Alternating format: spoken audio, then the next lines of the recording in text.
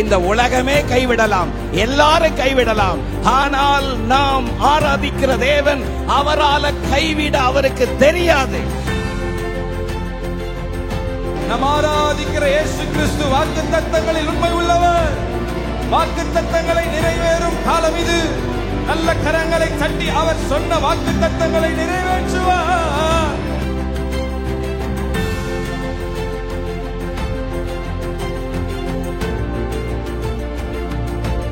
இந்த சத்தத்தை கேட்டுக்கொண்டிருக்கிற உங்களுக்கு ஒரு புதிய நம்பிக்கை, புதிய பலத்தை கர்த்தர் தருகிறார். நான் உனக்கு சொன்னதை செய்யும் அளவும் நான் உன்னை கைவிடவே மாட்டேன்.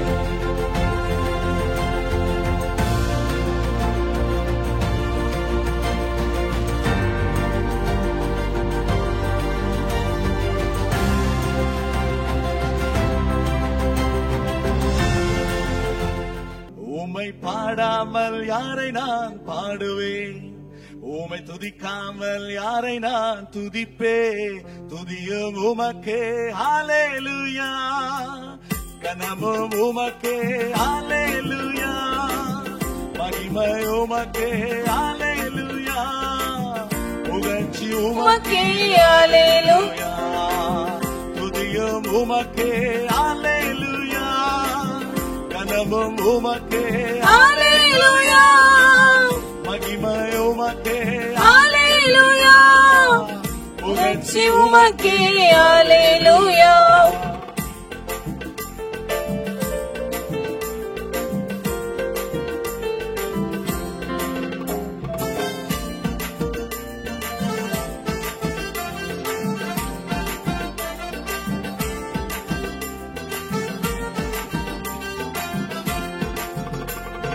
துக்கங்களை சந்தோஷமாய் மாற்றினீர், உயரங்களை மகிழ்ச்சியாக மாற்றினீர். துக்கங்களை சந்தோஷமாய் மாற்றினீர், துயரங்களை மகிழ்ச்சியாக மாற்றினீர். உம்மை பாடாமல் யாரை நான் பாடுவேன், உம்மை துதிக்காமல் யாரை நான் துதிப்பேன். உம்மை பாடாமல் யாரை நான் பாடுவேன், உம்மை துதிக்காமல் யாரை நான் துதிப்பேன். ஒன்றுக்கும் உதவாத என்னையும் உருவாக்கி உயர்த்தின தெய்வமே, ஒன்றுக்கும் உதவாத என்னையும் உருவாக்கி உயர்த்தின தெய்வமே. உம்மை பாடாமல் யாரை நான் பாடுவேன், உம்மை துதிக்காமல் யாரை நான் துதிப்பேன். உம்மை பாடாமல் யாரை நான் பாடுவேன், உம்மை துதிக்காமல் யாரை நான் துதிப்பேன். ஜீவன் சுகம் தந்து காத்தீரே, ஜீவனுள்ள நாளெல்லாம் பாடுவேன்.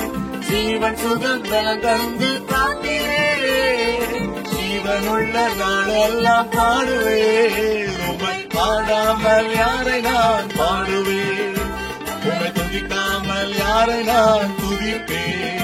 உம்மை பாடாமல் யாரை நான் பாடுவேன், உம்மை துதிக்காமல் யாரை நான் துதிப்பேன்.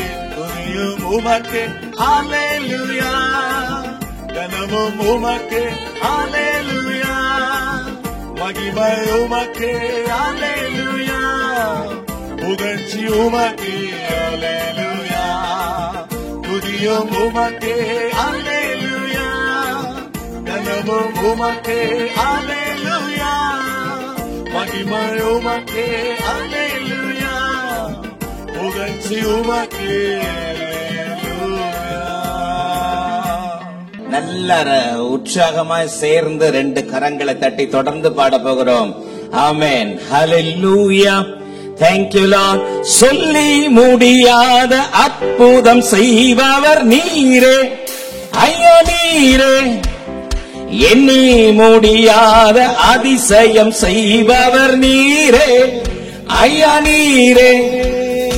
சொல்லி முடியாத அற்புதம் செய்பவர் நீரே, ஐயா நீரே. எண்ணி முடியாத அதிசயம் செய்பவர் நீரே, ஐயா நீரே. அப்பா உமக்கு ஸ்தோத்திரம், அன்பே உமக்கு ஸ்தோத்திரம். சேர்ந்து பாடுவோம். அப்பா உமக்கு ஸ்தோத்திரம் அன்பே உமக்கு ஸ்தோத்திரம் ஆகும் எல்லாமாகும் உம்மாலேதான் எல்லாமாகும் ஆகும் எல்லாமாகும்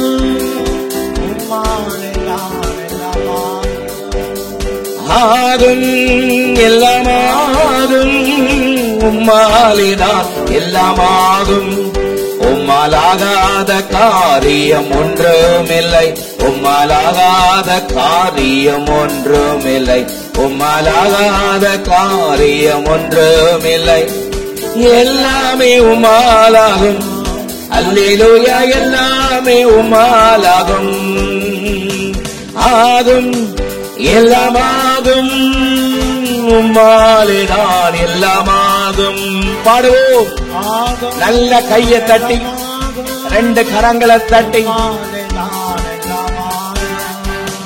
வறண்ட நிலத்தை நீரூற்றாய் மாற்றுபவர் நீரே நீரே அவந்திர வெளியை தண்ணீராய் மாற்றுபவர் நீரே நீரே வறண்ட நிலத்தை நீரூற்றாய் மாற்றுபவர் நீரே நீரே அவந்திர வெளியை தண்ணீராய் மாற்றுபவர் நீரே நீரே அப்பா உமக்கு ஸ்தோத்திரம் அன்பே உமக்கு ஸ்தோத்திரம் சபையே சேர்ந்து பாடுவோமா அவர் ஒருவரே கனத்துக்கு உரியவர் உமக்கு ஸ்தோத்திரம் ஆகும் ஆகும் எல்லாமாகும் உம்மாலேதான் எல்லாமாகும் ஆகும் எல்லாமாகும் நல்ல உற்சாகமா பாடுங்க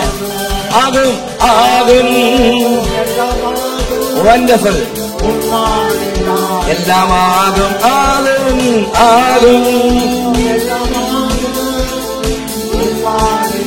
ஆராதிக்க வந்தோம் ஆராதிக்க வந்தோம் அன்பு கூற வந்தோம் யெகோவா தேவனையே துதித்திட வந்தோம் தொழுதிட வந்தோம் தூயவரே சுவையே வாயை திறந்து ஆராதிக்க வந்தோம் அன்பு கூற வந்தோம் யெகோவா தேவனையே துதித்திட வந்தோம் தூயவரே சுவையே அலங்கார வாசலாலே பிரவேசிக்க வந்து நிற்கிறோம் தேவ வீட்டின் நன்மையாலே நிரம்பிட வந்து நிற்கிறோம் பாடுங்க அலங்கார தம்பி பாடுற வாயை திறந்து தேவ வீட்டின் நன்மையாலே பிரவேசிக்க வந்தோனே ஆராதிக்க வந்தோம் ஆராதிக்க வந்தோம்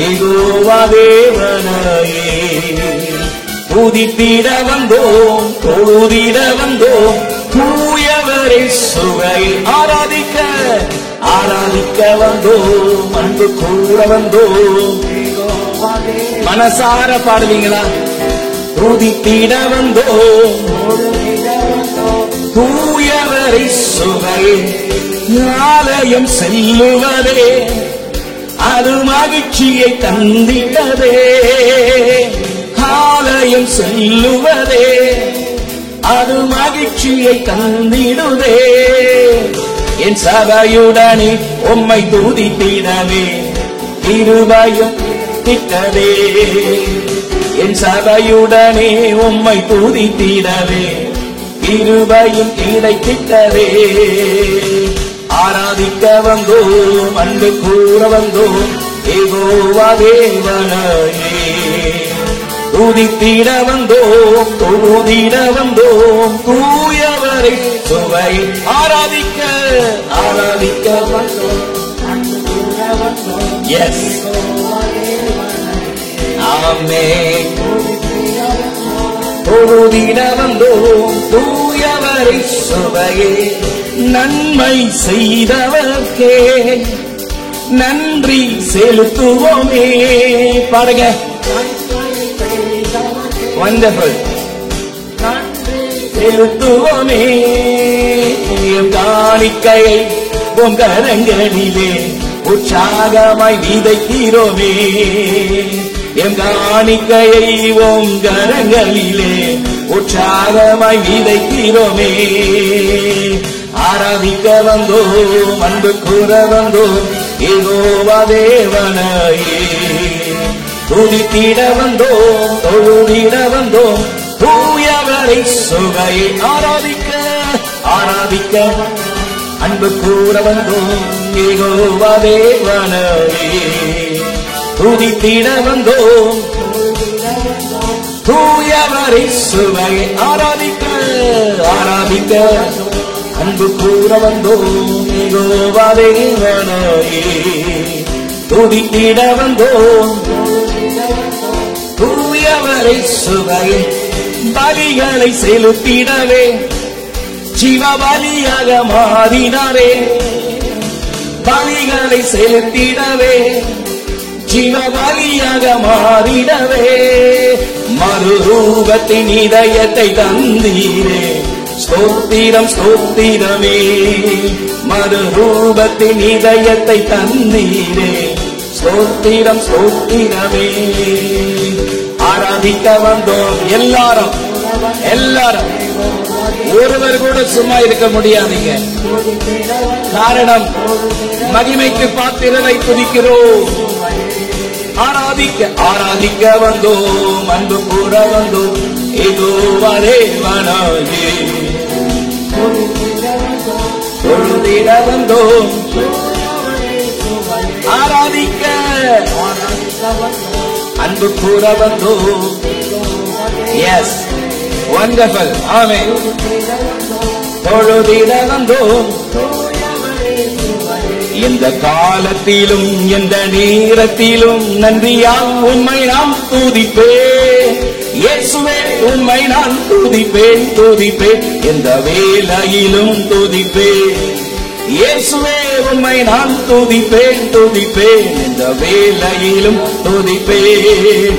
எந்த காலத்திலும் பாடுங்க, எந்த நேரத்திலும் இயேசுவே உம்மை நான் துதிப்பேன் துதிப்பேன். இந்த வேளையிலும் துதிப்பேன். இயேசுவே சத்தமா முழு மேகத்தோடு. ஆதியும் நீரே, அந்தமும் நீரே, ஜோதியும் நீரே, என் சொந்தமும் நீரே. ஆதியும் நீரே, ஜோதியும் நீரே, என் சொந்தமும் நீரே. எந்த காலத்திலும் எஸ் க்ளோரி மகிமை அவருக்கு. உம்மை நான் துதிப்பேன் துதிப்பேன். எந்த வேளையிலும் துதிப்பேன். இயேசுவே உம்மை நான் துதிப்பேன் இளம் துதிப்பேன். வாழ்விலும் நீரே, தாழ்விலும் நீரே, வாதையில் நீரே, என் பாதையில் நீரே. வாழ்விலும் நீரே, தாழ்விலும் நீரே, வாதையில் நீரே, என் பாதையில் நீரே. எந்த காலத்திலும் எஸ், இந்த இடம் முழுவதும் தேவ மகிமை. பெண் துதிப்பேன். எந்த வேளையிலும் துதிப்பேன். இயேசுவே உம்மை நான் துதிப்பேன் துதிப்பேன். தையிலும் துதிப்பேன். நல்லவரே உம்மை ஆராதிப்பேன். வல்லவரே உம்மை ஆராதிப்பேன். நல்லவரே உம்மை ஆராதிப்பேன். வல்லவரே உம்மை ஆராதிப்பேன். ஆராதிப்பேன் நான் ஆராதிப்பேன். ஆண்டவர் இயேசுவை ஆராதிப்பேன். ஆராதிப்பேன் நான். எஸ், ஆண்டவர் இயேசுவை ஆராதிப்பேன். தூதர்களோடு ஆராதிப்பேன். சோதிர பலியிட்டு ஆராதிப்பேன். தூதர்களோடு ஆராதிப்பேன். சோதிர பலியோடு ஆராதிப்பேன். ஆராதிப்பேன் நான். எஸ், ஆராதிப்பேன். ஆராதிப்பேன் நான் ஆராதிப்பேன்.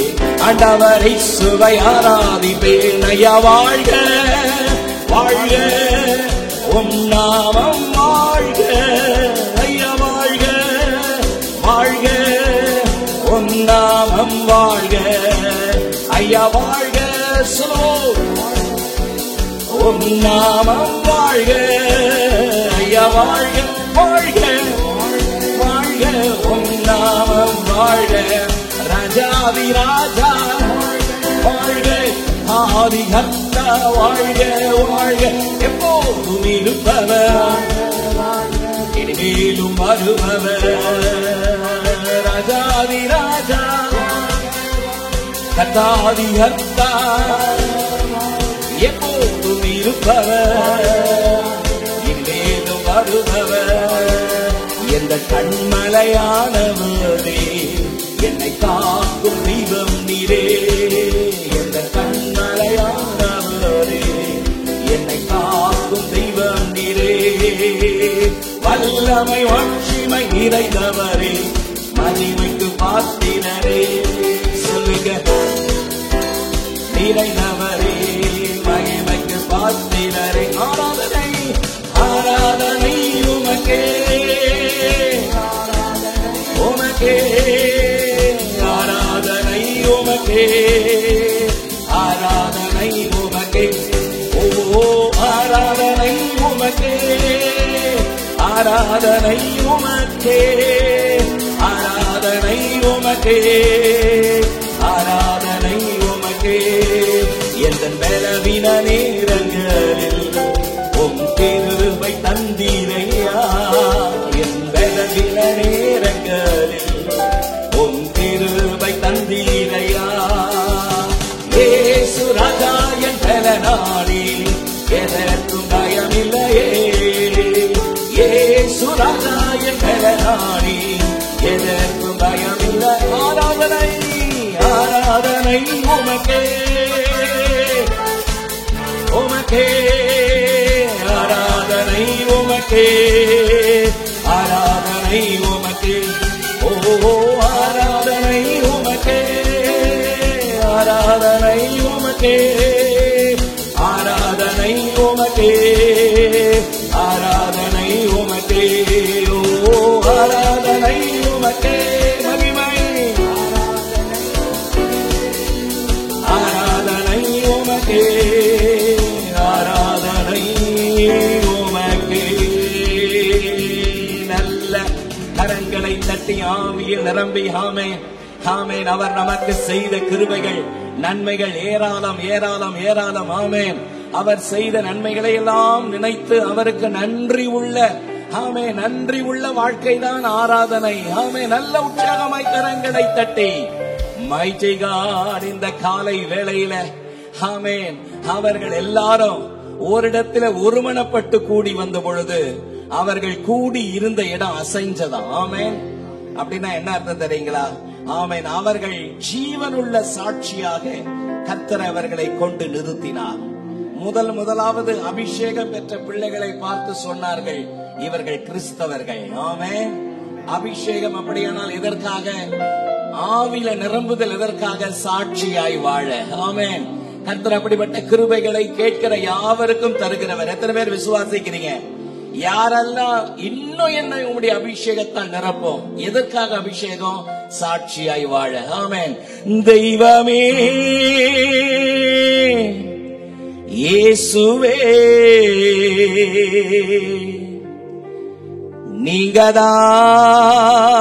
நீங்கதாருதல், தெய்வமே இயேசுவே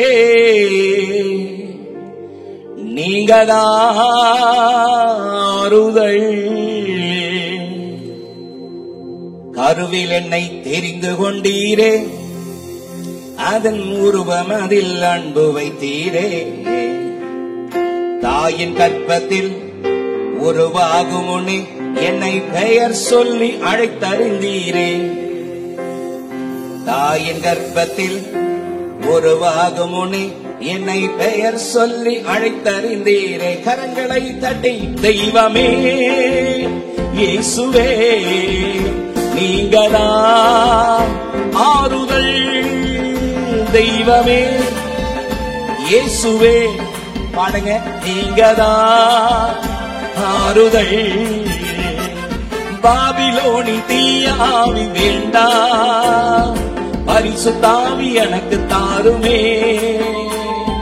பாபிலோனின் தீய ஆவி வேண்டாம், பரிசுத்த ஆவி எனக்கு தாருமே. அடிமைத்தன ஆவி எனக்குள் வேண்டாம், அடிமைத்தன ஆவி எனக்குள் வேண்டாம். அன்பின் ஆவி எனக்கு தாருமே. கேட்பீங்களா? அன்பின் ஆவி எனக்கு தாருமே. கரங்களை தட்டி தெய்வமே இயேசுவே நீங்கதா ஆறுதல். தெய்வமே இயேசுவே நீங்கதா ஆறுதல். சுயநலத்தின் ஆவி எனக்குள் வேண்டாம், பிறநலத்தின் ஆவி தாருமே. சுயநலத்தின் ஆவி எனக்குள் வேண்டாம், பிறநலத்தின் ஆவி தாருமே. நீங்க எல்லாம் சேர்ந்து பாடணும். பெருமையின் ஆவி எனக்குள் வேண்டாம், பெருமையின் ஆவி எனக்குள் வேண்டாம். தாழ்மையின் ஆவி தாருமே, தாழ்மையின் ஆவி தாருமே. சேர்ந்து பாடுவோம். தெய்வமே இயேசுவே நீங்கதா ஆறுதல். தெய்வமே இயேசுவே நீங்கதா ஆறுதல். சோம்பலின் ஆவி எனக்குள் வேண்டாம், உற்சாக ஆவி தாருமே. கேட்பீங்களா? சோம்பலின் ஆவி எனக்குள் வேண்டாம், உற்சாக ஆவி தாருமே. பலவீனத்தின் ஆவி எனக்குள் வேண்டாம், பலவீனத்தின் ஆவி எனக்குள் வேண்டாம். பலமுள்ள ஆவி தாருமே, பலமுள்ள ஆவி தாருமே. தெய்வமே இயேசுவே நீங்கதா ஆறுதல். பாடுங்க.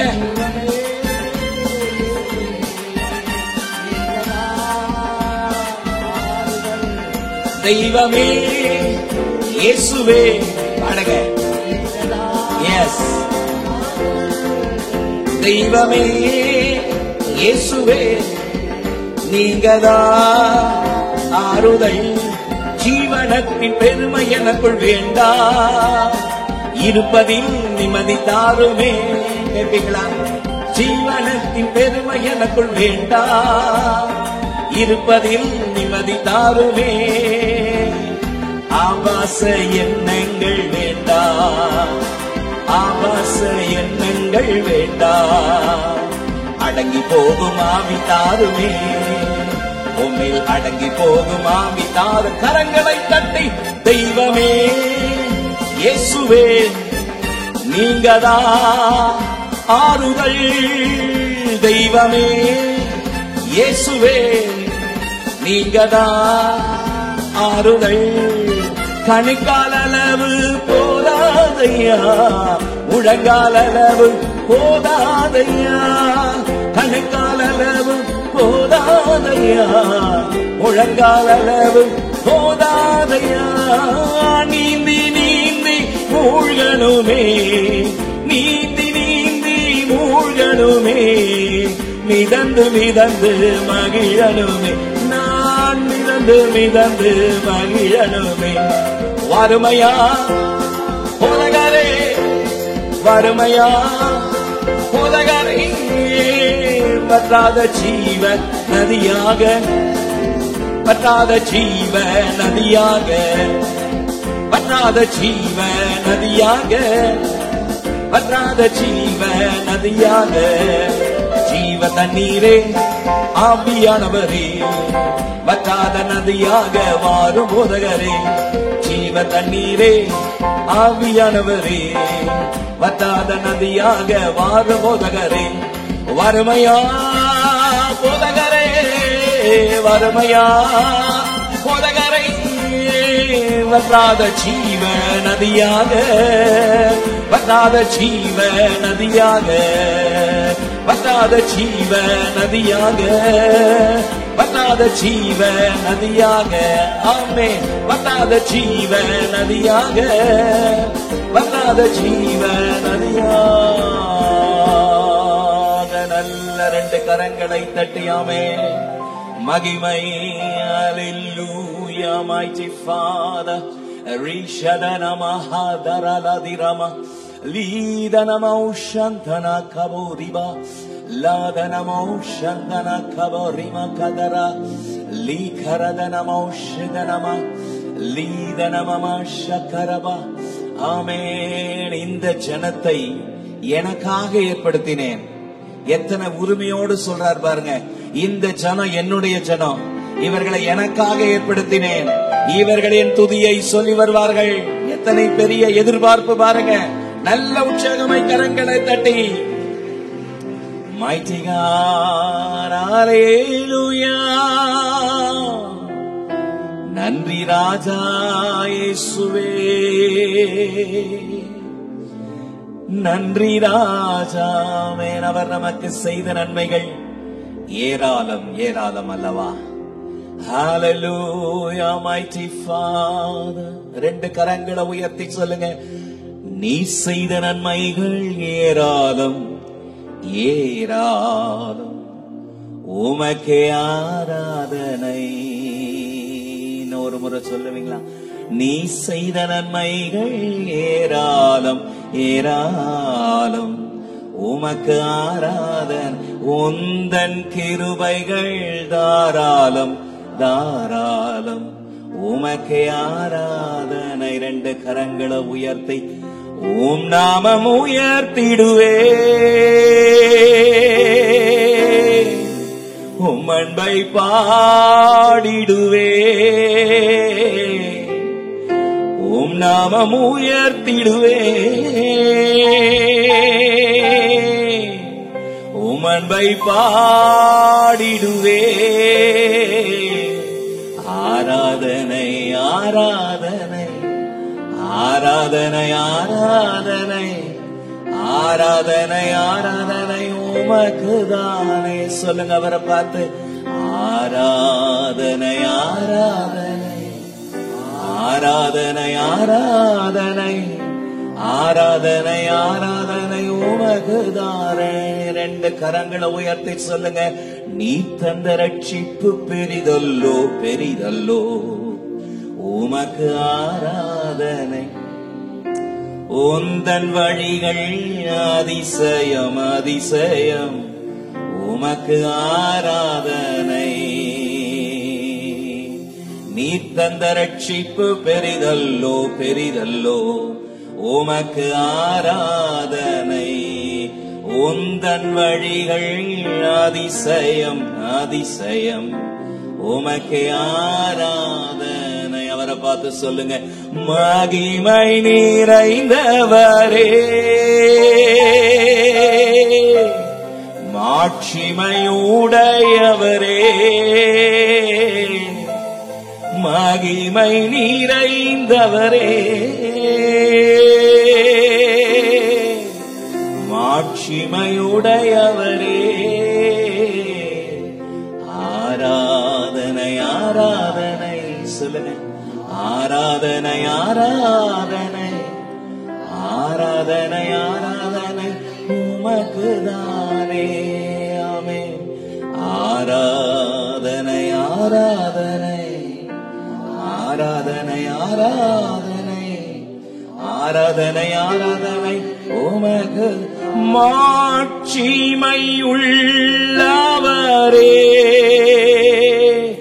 எல்லா மகிமைக்கு பாத்திரரே,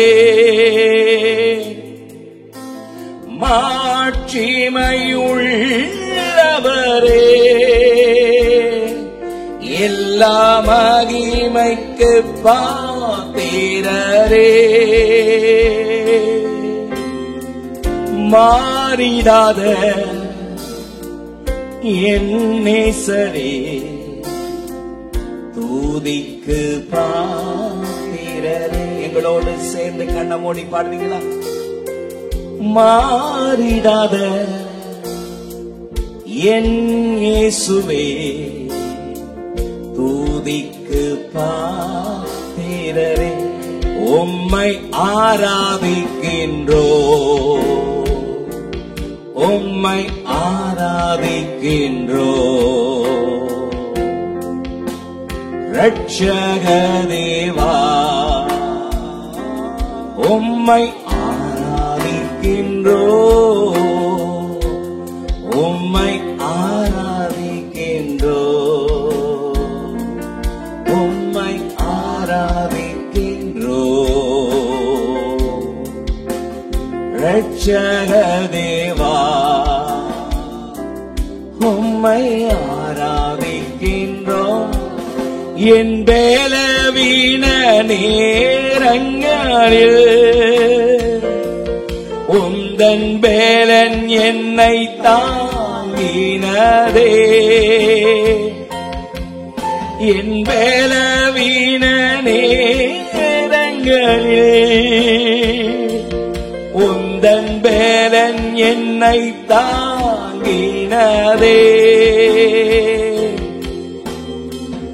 ஆத்துமாவை தேற்றினீரே, கிருபை கூர்ந்தவரே. ஆத்துமாவை தேற்றினீரே, கிருபை கூர்ந்தவரே. ஆமென். எத்தனை அற்புதம்! எத்தனையோ நாட்கள் சோர்ந்து போன நேரம் உண்டு, எத்தனையோ நேரங்கள் துவண்டு போன நேரம் உண்டு, எத்தனையோ முறை துவண்டு போய் விசுவாசத்தை விட்டு சில நேரத்தில் வழிவி போன நேரமும் உண்டு. அந்த நேரத்தில் எல்லாம் தம்முடைய வலது கரத்தினால் நம்மை தூக்கி எடுத்தாரே. என் நீதியின் வலது கரத்தினால் உன்னை தாங்குவேன், என் நீதியின் வலது கரத்தினால் உன்னை தாங்கிக் கொண்டிருக்கிறேன், உன்னை என் உள்ளம் கையில் வரைந்திருக்கிறேன் என்று சொல்லி நம்மேல் எத்தனை கரிசனை உடைய தேவனாய், நம்மேல் எத்தனை அன்பு கூறுகிற தேவனாய் அவர் நம்முடைய குறைகள் குற்றங்களை எல்லாம் மன்னித்து நம்ம இன்றைக்கு தேவ சன்னிதானத்திலே நிறுத்தி இருக்கிறார் என்றால் அவருடைய சுத்த கிருபைதானே. நல்ல உற்சாகமாய் கரங்களை தட்டி எப்பொழுதோ நாம் மறைந்து போயிருக்க வேண்டும், நம்முடைய பெயர் கூட மறைந்து போயிருக்க வேண்டும். ஆனால் இன்றைக்கு நாம் நிற்கிறோம் என்றால் அது தேவ கிருபை, தேவனுடைய கிருபை. உம்முடைய கிருபைக்கு நன்றி ஆண்டவரே, உம்முடைய கிருபைக்கு நன்றி. 2 கரங்களை உயர்த்தி சொல்லுங்க, கிருபையே கிருபையே மாறாத நல்ல கிருபையே. எங்களோடு சேர்ந்து அப்படியே பாடுங்க. உங்க கிருபைதான் எங்களை தாங்குகின்றது, உங்க கிருபைதான் எங்களை நடத்துகின்றது, உங்க கிருபைதான் என்ன தாங்குகின்றது, உங்க கிருபைதான் என்னை நடத்துகின்றது. கிருபையே கிருபையே மாறாத நல்ல கிருபையே. உயர்த்துங்க, கிருபையே அந்த கிருபையை, கிருபையே மாறாத நல்ல கிருபையே.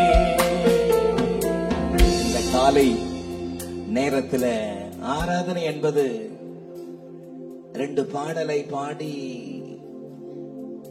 கண்ணீரோடு இருக்கிற உருக்கமான சில வார்த்தைகளை சொல்வது ஆராதனை அல்ல. இதெல்லாம் தேவைதான். அவரை நினைத்து, அவருடைய மகத்துவங்களை நினைத்து, அவருடைய பராக்கிரமத்தை நினைத்து, அவரை மேன்மைப்படுத்தி துதித்து பாடுவது எல்லாம் அவசியம். ஆனால் ஆராதனை என்னன்னா நம்முடைய நடைமுறை வாழ்க்கை தான் ஆராதனை. ஒவ்வொரு நாளும் நம்முடைய நடக்கை, நம்முடைய செய்கை, நம்முடைய யோசனை, நம்முடைய சிந்தை அது தேவனுக்கு இருக்குமானால் அதுதான் புத்தி உள்ள ஆராதனை. அதைத்தான் அவர் எதிர்பார்க்கிறார், அதைத்தான் எதிர்பார்க்கிறார். புத்தி உள்ள ஆராதனையை தான் தேவன் எதிர்பார்க்கிறார். நாம் புத்தி உள்ள ஆராதனை செய்கிறவர்களாக, ஆராதனை என்பது குடும்ப ஜெபமோ அல்லது ஞாயிற்றுக்கிழமை காலையில வருகிறது மட்டும் அல்ல. ஆராதனை என்பது அந்த 6 நாட்களும் 7 நாட்களும் நாம் தேவனுக்கு எப்படி நடந்திருக்கிறோம், எப்படி தேவனை மகிமைப்படுத்திருக்கிறோம், நாம் எப்படி பேசி இருக்கிறோம், நம்முடைய பேச்சினாலே சிலர் காயப்பட்டிருக்கிறார்களா, நம்முடைய பார்வையினாலே சிலர் பாதிக்கப்பட்டிருக்கிறார்களா, நம்முடைய செய்கையினாலே சிலர் சோர்ந்து போயிருக்கிறார்களா, அதை தேவனை துக்கப்படுத்தக்கூடிய காரியம். ஆனால் அதே நேரத்தில் நம்முடைய சொல், செயல், நடக்கை தேவனுக்கு உகர்ந்ததா இருக்குமானால் அதுதான் தேவன் எதிர்பார்க்கிற ஆராதனை. ஆமென். புத்தியுள்ள ஆராதனை செய்ய ஒவ்வொரு வினாடியும் கிருபை தாங்கப்பா. வலது கரத்தை உயர்த்தி இந்த வார்த்தையை சொல்லலாமே, எல்லாரையும் புத்தி உள்ள ஆராதனை செய்ய ஒவ்வொரு வினாடியும் எனக்கு உணர்வை தாரும். ஆமென். கர்த்தருடைய ஆவியானவருடைய கிருபை இந்த ஆராதனையில நம்மோடு கூட இருந்ததுக்காக நல்ல உற்சாகமாய் 2 கரங்களை தட்டி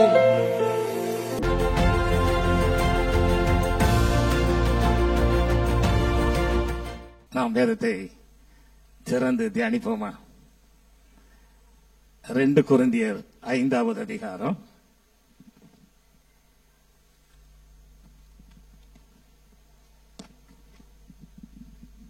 6வது வசனம் இவ்வாறாக சொல்லுகிறது. ஆங்கிலத்தில் அது 7 இருக்கும்.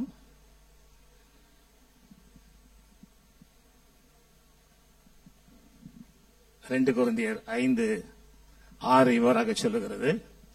நாம் தரிசித்து நடவாமல் விசுவாசித்து நடக்கிறோம். ஹல்லேலூயா. நாம் தரிசித்து நடவாமல் விசுவாசித்து நடக்கிறோம். ஆங்கிலத்தில் அது 7வது வசனமா வரும். அது For we walk by faith and not by sight. இந்த வசனத்தை நீங்க எப்படி புரிஞ்சுக்கிட்டு இருக்கிறீங்க? நான் ஒவ்வொரு வசனத்தை படிக்கும் பொழுதும் இந்த வசனம் எனக்கு என்ன சொல்லுதுன்னு ஒரு கேள்வி நமக்குள்ள வந்தா நாம் அதை கற்றுக்கொள்ள முடியும். நாம் விசுவாசித்து நடவாமல் தரிசித்து நடவாமல் விசுவாசித்து நடக்கிறோம். இதை நம்ம திரும்ப திரும்ப வாசித்திருப்போம், பல நேரங்களில் வாசித்திருப்போம். ஆனா என்ன நாம் புரிந்து கொண்டோம் என்பதுதான் முக்கியங்க. என்ன நாம் புரிந்து கொண்டோம் என்பது முக்கியம். ஏன்னா நம்முடைய வாழ்க்கையில விசுவாசிகள் என்று அழைக்கப்படுகிற நமக்கு என்ன தேவை? முதல்ல விசுவாசம் தேவை. ஹல்லேலூயா. அதுக்கப்புறம் நமக்கு விசுவாசத்தை குறித்து கொஞ்சம் நிறைய இருக்குது வேதத்துல. நான் முக்கியமா எந்த வசனத்தை தியானிப்போம்னா எபிரேயர் 11:1 இவ்வாறாக சொல்லுகிறது. எபிரேயர் 11:1 விசுவாசமானது நம்பப்படுகிறவைகளின் உறுதியும் காணப்படாதவைகளின் நிச்சயமாய் இருக்கிறதுன்னு தெளிவா சொல்லுது. விசுவாசம் என்பது நம்பப்படுகிற உறுதியும் காணப்படாதவைகளின் நிச்சயமாய் இருக்கிறது. இந்த வசனத்தை படிக்கும் போதும் நீங்க என்ன புரிஞ்சுக்கிட்டீங்க? என்னடா இந்த மனுஷன் கேள்வியா கேட்கறேன்னு நினைக்கிறீங்களா? கேள்வி கேட்டாதாங்க பதில் வரும். நீங்க வேதத்தை படிக்கும் பொழுது கதை புஸ்தகம் படிக்கிற மாதிரி படிச்சீங்கன்னா உங்களுக்கு பதிலே வராது. நீங்க எதையுமே கற்றுக்கொள்ளவும் முடியாது.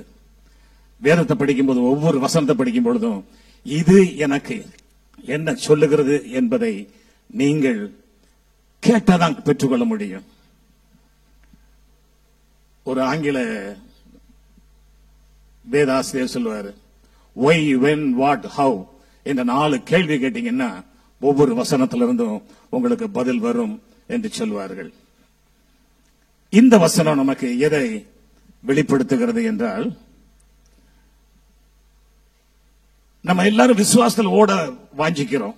நம்ம எல்லாருக்குமே விசுவாசத்துல எதையாவது சாதிக்கணும் வாஞ்சிக்கிறோம். அது மட்டுமல்ல, நம் விசுவாசத்துல ஆண்டவருக்கு எப்படியாவது ஊழியம் செய்யணும் அப்படின்னு வாஞ்சிக்கிறோம்.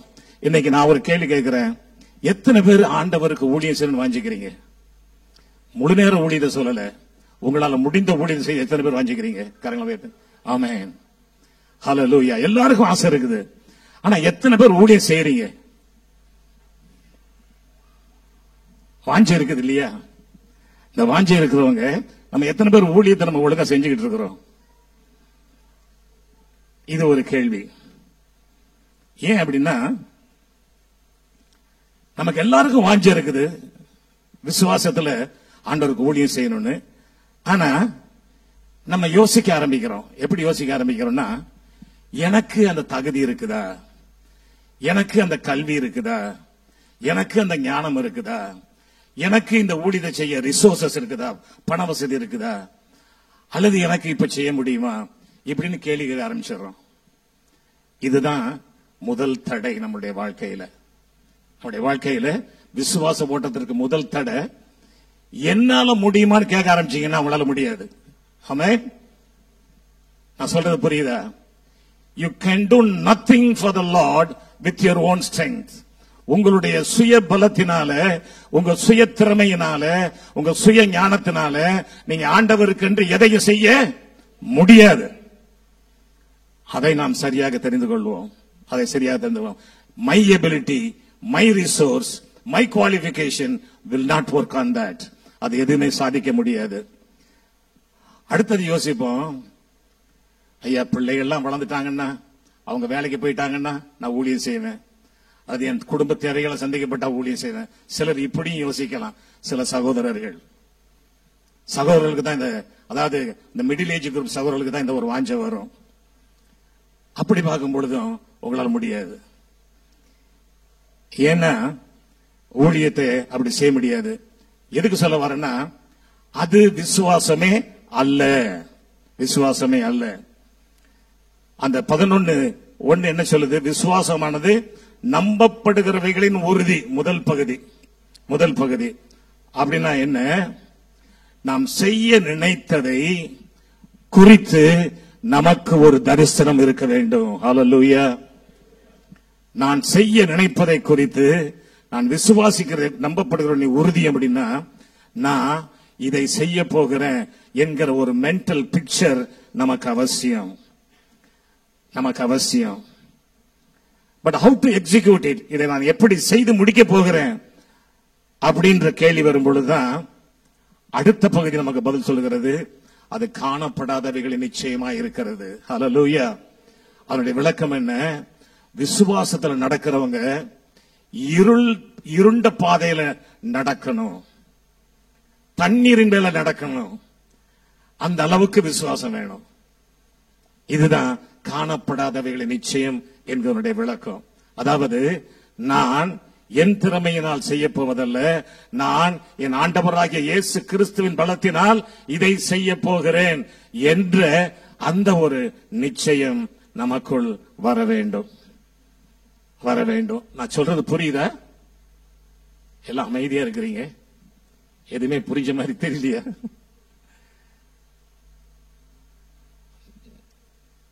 அதாவது நான் காண்கிறதை, அதான் சொல்றாரு. யாரு? பவுல் சொல்றாரு. ரோமர் 8:24 தான் சொல்றாரு பாருங்களேன். அது பின்பகுதியை படிக்கிற அந்த நம்பிக்கையினாலே நாம் ரட்சிக்கப்பட்டிருக்கிறோம். காணப்படுகிறதை நம்புகிறது நம்பிக்கை அல்ல. ஒருவன் தான் காண்கிறதை நம்ப வேண்டுவது என்ன? இந்த வசனத்துக்காவது நீங்க யோசித்து பார்த்திருக்கீங்களா? இதனுடைய விளக்கம் என்ன அப்படின்னு? நான் காணப்படுறதை நம்பி என்ன பிரயோஜனம் எனக்கு? நான் காணப்படாதவைகளை நம்ப வேண்டும். ஹல்லேலூயா. அதுதான் ஊழியத்துல, அதாவது நான் ஆண்டவருக்கு ஏதாவது செய்ய வேண்டும் என்றால் நான் காணப்படாதவைகள், இதுவரையும் காணப்படாதவைகளில் நான் துணிந்து ஆண்டவர் மேல் உள்ள விசுவாசத்தில் நான் செயல்பட வேண்டும் என்பதுதான் முக்கியம். நம்ம எப்பவுமே என்ன பண்ணுவோம்னா, நமக்கு ஒரு எவிடன்ஸ், பிசிக்கல் எவிடன்ஸ் தேடுவோம். ஆண்டவர் சொல்லிட்டாரு இதை செய்யலாமா செய்ய வேண்டாமான்னு. நீங்க செய்யவே முடியாது. பிசிக்கல் எவிடன்ஸ் தேட முடியவே முடியாது. அது பழைய ஏற்பாட்டில் கிடியோன் கேட்டிருக்கலாம், அவருக்கு ஆண்டவர் கொடுத்திருக்கலாம். ஆனா புதிய ஏற்பாட்டு விசுவாசிகளுக்கு அப்படி அல்ல.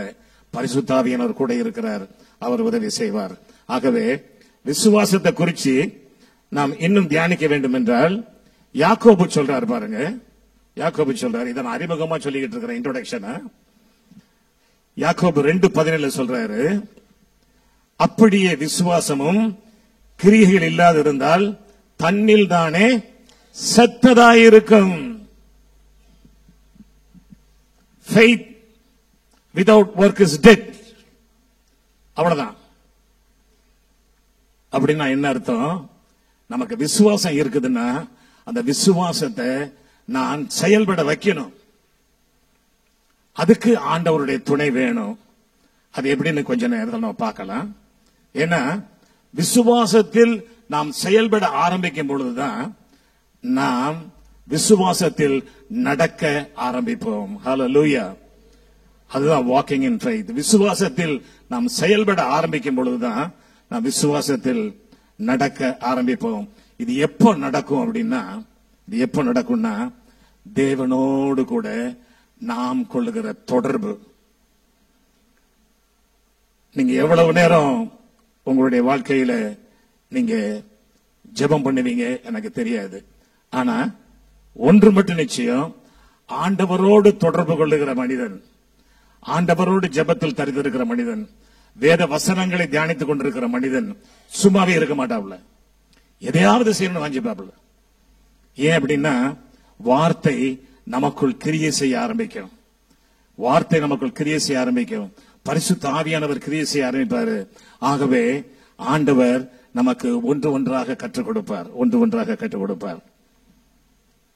ஆகவே தான் இந்த விசுவாசத்தில் செயல்பட வேண்டும் என்றால் முதல்ல ஞாபகம் வச்சுக்கிறீங்க, ஆண்டவர் பாதத்துல அதிக நேரம் செலவிடணும். ஹல்லேலூயா. இதான் முக்கியம்.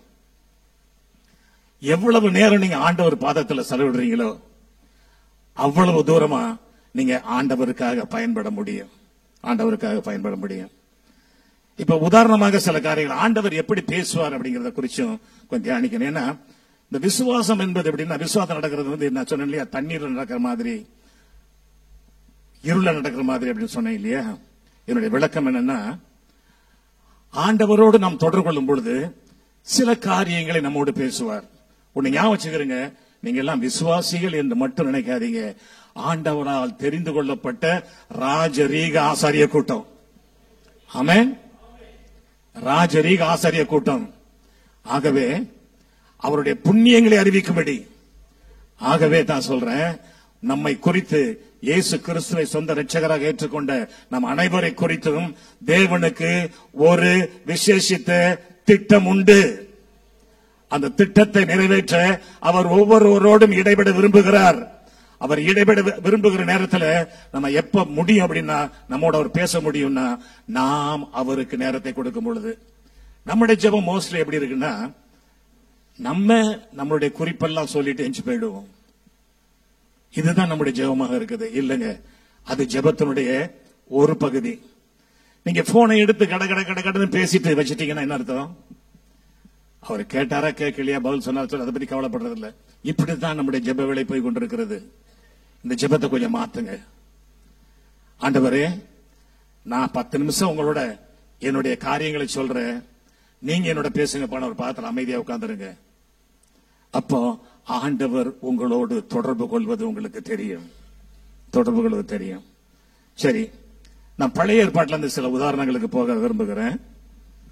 ஆதியாகமம் 12:1 சொல்லுது, கர்த்தர் ஆபிரகாமை நோக்கி, நீ உன் தேசத்தையும் உன் இனத்தையும் உன் தகப்பனுடைய வீட்டையும் விட்டு புறப்படு, நான் உனக்கு காண்பிக்கும் தேசத்துக்கு போ.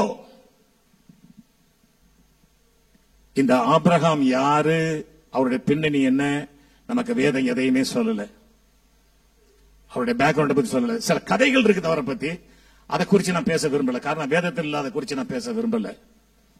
நிறைய கதைகள் இருக்குது அவரை குறித்து, அதை குறித்து நான் பேச விரும்பல. ஆனா ஆண்டவர் இவர்கிட்ட இந்த வார்த்தையை சொல்லிட்டாரு. அது மட்டுமல்ல, அது எப்படி சொல்றாருன்னா பாருங்களேன், நான் காண்பிக்கும் தேசத்துக்கு போ அப்படின்னு என்ன அர்த்தம்? ஆண்டவர் ஒரு காரியத்திற்காக ஒரு மனிதனை அழைக்கிறார். அழைத்ததுக்கு அப்புறம் அவர் என்ன ரீசன் சொல்லல, அவரு எதற்காக உன்னை அழைக்கிறேன் என்று சொல்லல, நீ என்ன செய்ய வேண்டும் என்பதை சொல்லல, நீ எதற்காக போக வேண்டும் என்பதையும் சொல்லல, நீ போ, அவ்வளவுதான். அப்ப நான் யோசித்து பாருங்க, this is the beginning of the faith. முதல் ஸ்டெப் அதுதான். முதல் ஸ்டெப் அவர் என்ன சொல்றாரு, நீ போ. நீங்க இன்னும் கொஞ்சம் விளக்கம் அதை படிக்கணும்னா எபிரேயர் 11:8 நான் படிக்கிறேன் பாருங்க. விசுவாசத்தினாலே ஆபிரகாம் தான் சுதந்திரமாய் பெறப்போகிற இடத்திற்கு போகும்படி அழைக்கப்பட்ட போது கீழ்ப்படிந்து தான் போகும் இடம் இன்னதென்று அறியாமல் புறப்பட்டு போனான். இதுதாங்க விசுவாசம். எங்க போறேன்னு தெரியாது அவருக்கு. நான் காண்பிக்க தேசத்துக்கு போன்னு சொல்லிட்டாரு ஆண்டவர். இவருக்கு நல்லா தெரியுது, என்னோடு பேசுவது ஒரு மாபெரும் சக்தி என்பது அவருக்கு தெரியுது. அதற்கு தன்னை கீழ்ப்படுத்துகிறார், கீழ்ப்படுகிறார். அவர் புறப்பட்டு போகிறார். இதுதான் முதல் ஸ்டெப்புங்க. இந்த ஆபிரகாம் தேவனை ஆராதிக்கிற மனிதனும் அல்ல, இந்த ஆபிரகாம் தேவனுடைய விசுவாசியும் அல்ல. ஆனா ஒன்னே ஒண்ணு செய்யறாரு, ஆபிரகாம் அவருடைய வார்த்தைக்கு கீழ்ப்படுகிறார். இப்படி ஒரு வார்த்தை வந்தா நீங்க கீழ்ப்படுவீங்களா? இன்னைக்கு உங்களை பார்த்து நீ இந்த யுத்தம் நடக்கிற இஸ்ரேல் தேசத்துக்கு புறப்பட்டு போ, யாராவது போவோமா? கொஞ்சம் யோசித்து பாருங்க. புறப்பட்டு போ அப்படின்னு சொன்ன போவீங்களா? ஆனா நிறைய தாசர்கள் அப்படி புறப்பட்டு சென்றிருக்கிறார்கள். எதுக்கு சொல்றேன்னா, விசுவாசனுடைய முதல் ஸ்டெப் அதுதான். அடுத்தாப்புல சொல்ற பாருங்க, அவருக்கு செகண்ட் ஸ்டெப் கொடுக்கிறாரு. எப்படின்னா 12:7, அதாவது ஆதியாகமம் 12:7, கர்த்தர் ஆபிராமுக்கு தரிசனமாகி உன் சந்ததிக்கு இந்த தேசத்தை கொடுப்பேன் என்றார். அப்பொழுது அவன் தனக்கு தரிசனமான கர்த்தருக்கு அங்கே ஒரு பலிபீடத்தை கட்டினான். அப்பமும் சொல்லல உன்னை எதுக்காக தேசத்தை கூட்டு வந்த அப்படின்னு. அப்பமும் அவர் சொல்லல. செகண்ட் ஸ்டெப், ரெண்டாவது ஸ்டெப் கொடுக்கிறாரு. அது என்ன சொல்றாரு? உன் சந்ததிக்கு இந்த தேசத்தை கொடுப்பேன், அவ்வளவுதான். அந்த தேசத்துல இருக்கிறாரு. அவருக்கு நடக்கிற காரியங்கள்லாம் நமக்கு தெரியும். நம்ம 12 இருந்து படிச்சுட்டு போனா நல்லா நமக்கு தெரியும். 25 வரைக்கும் அவர் அநேக விதங்கள்ல ஆண்டவர் நடத்தி கொண்டிருக்கிறார். ஒரு இடம் வருகிறது. ஆண்டவர் அந்த ஆபிராமை சோதிக்கிறார். சோதனை அப்படின்னு சொல்றது வந்து தப்பான வார்த்தை. அவரை பரீட்சிக்கிறார். Testing Abraham, not tempting, testing. என்ன பண்றாரு பாருங்க, மூன்றாவது அவர் கொடுக்கிறாரு. கிட்டத்தட்ட 25 வருடங்கள் ஆண்டவரோடு நடந்து கொண்டிருக்கிறாரு. ஆண்டவர் சொன்ன வார்த்தை எதுவுமே நிறைவேறல. எது? நான் உனக்கு இந்த தேசத்தை கொடுப்பேன், உன்னை பெரிய ஜாதியாக்குவேன், உன்னை ஆசீர்வதிப்பேன், எல்லாம் சொல்லி இருக்கிறாரு. ஆனா அவருக்கு ஒரு பிள்ளை கூட கிடையாது. 25 வருஷம். எதுக்கு சொல்ல வரேன்னா, விசுவாசம் நடக்கும் பொழுது நாம ஒரு டைம் லிமிட் வச்சிருப்போம். ஆண்டவரே எனக்கு இதுக்கெல்லாம் செஞ்சா பரவாயில்ல அப்படின்னு. இல்லங்க, we cannot have a time limit when we walk in faith. இருக்காது. ஏன்னா என்ன பண்றாருன்னா, இந்த விசுவாசத்தில் இவன் நிலைத்திருக்கிறானா அப்படின்னு பாக்குறதுக்கு 22வது அதிகாரத்துல ஒரு டெஸ்ட் வருது. என்ன டெஸ்ட்? உனக்கு கொடுத்த உன் ஏக சுதன் அவனை போய் எனக்காக பலியிடு அப்படிங்கிறார்.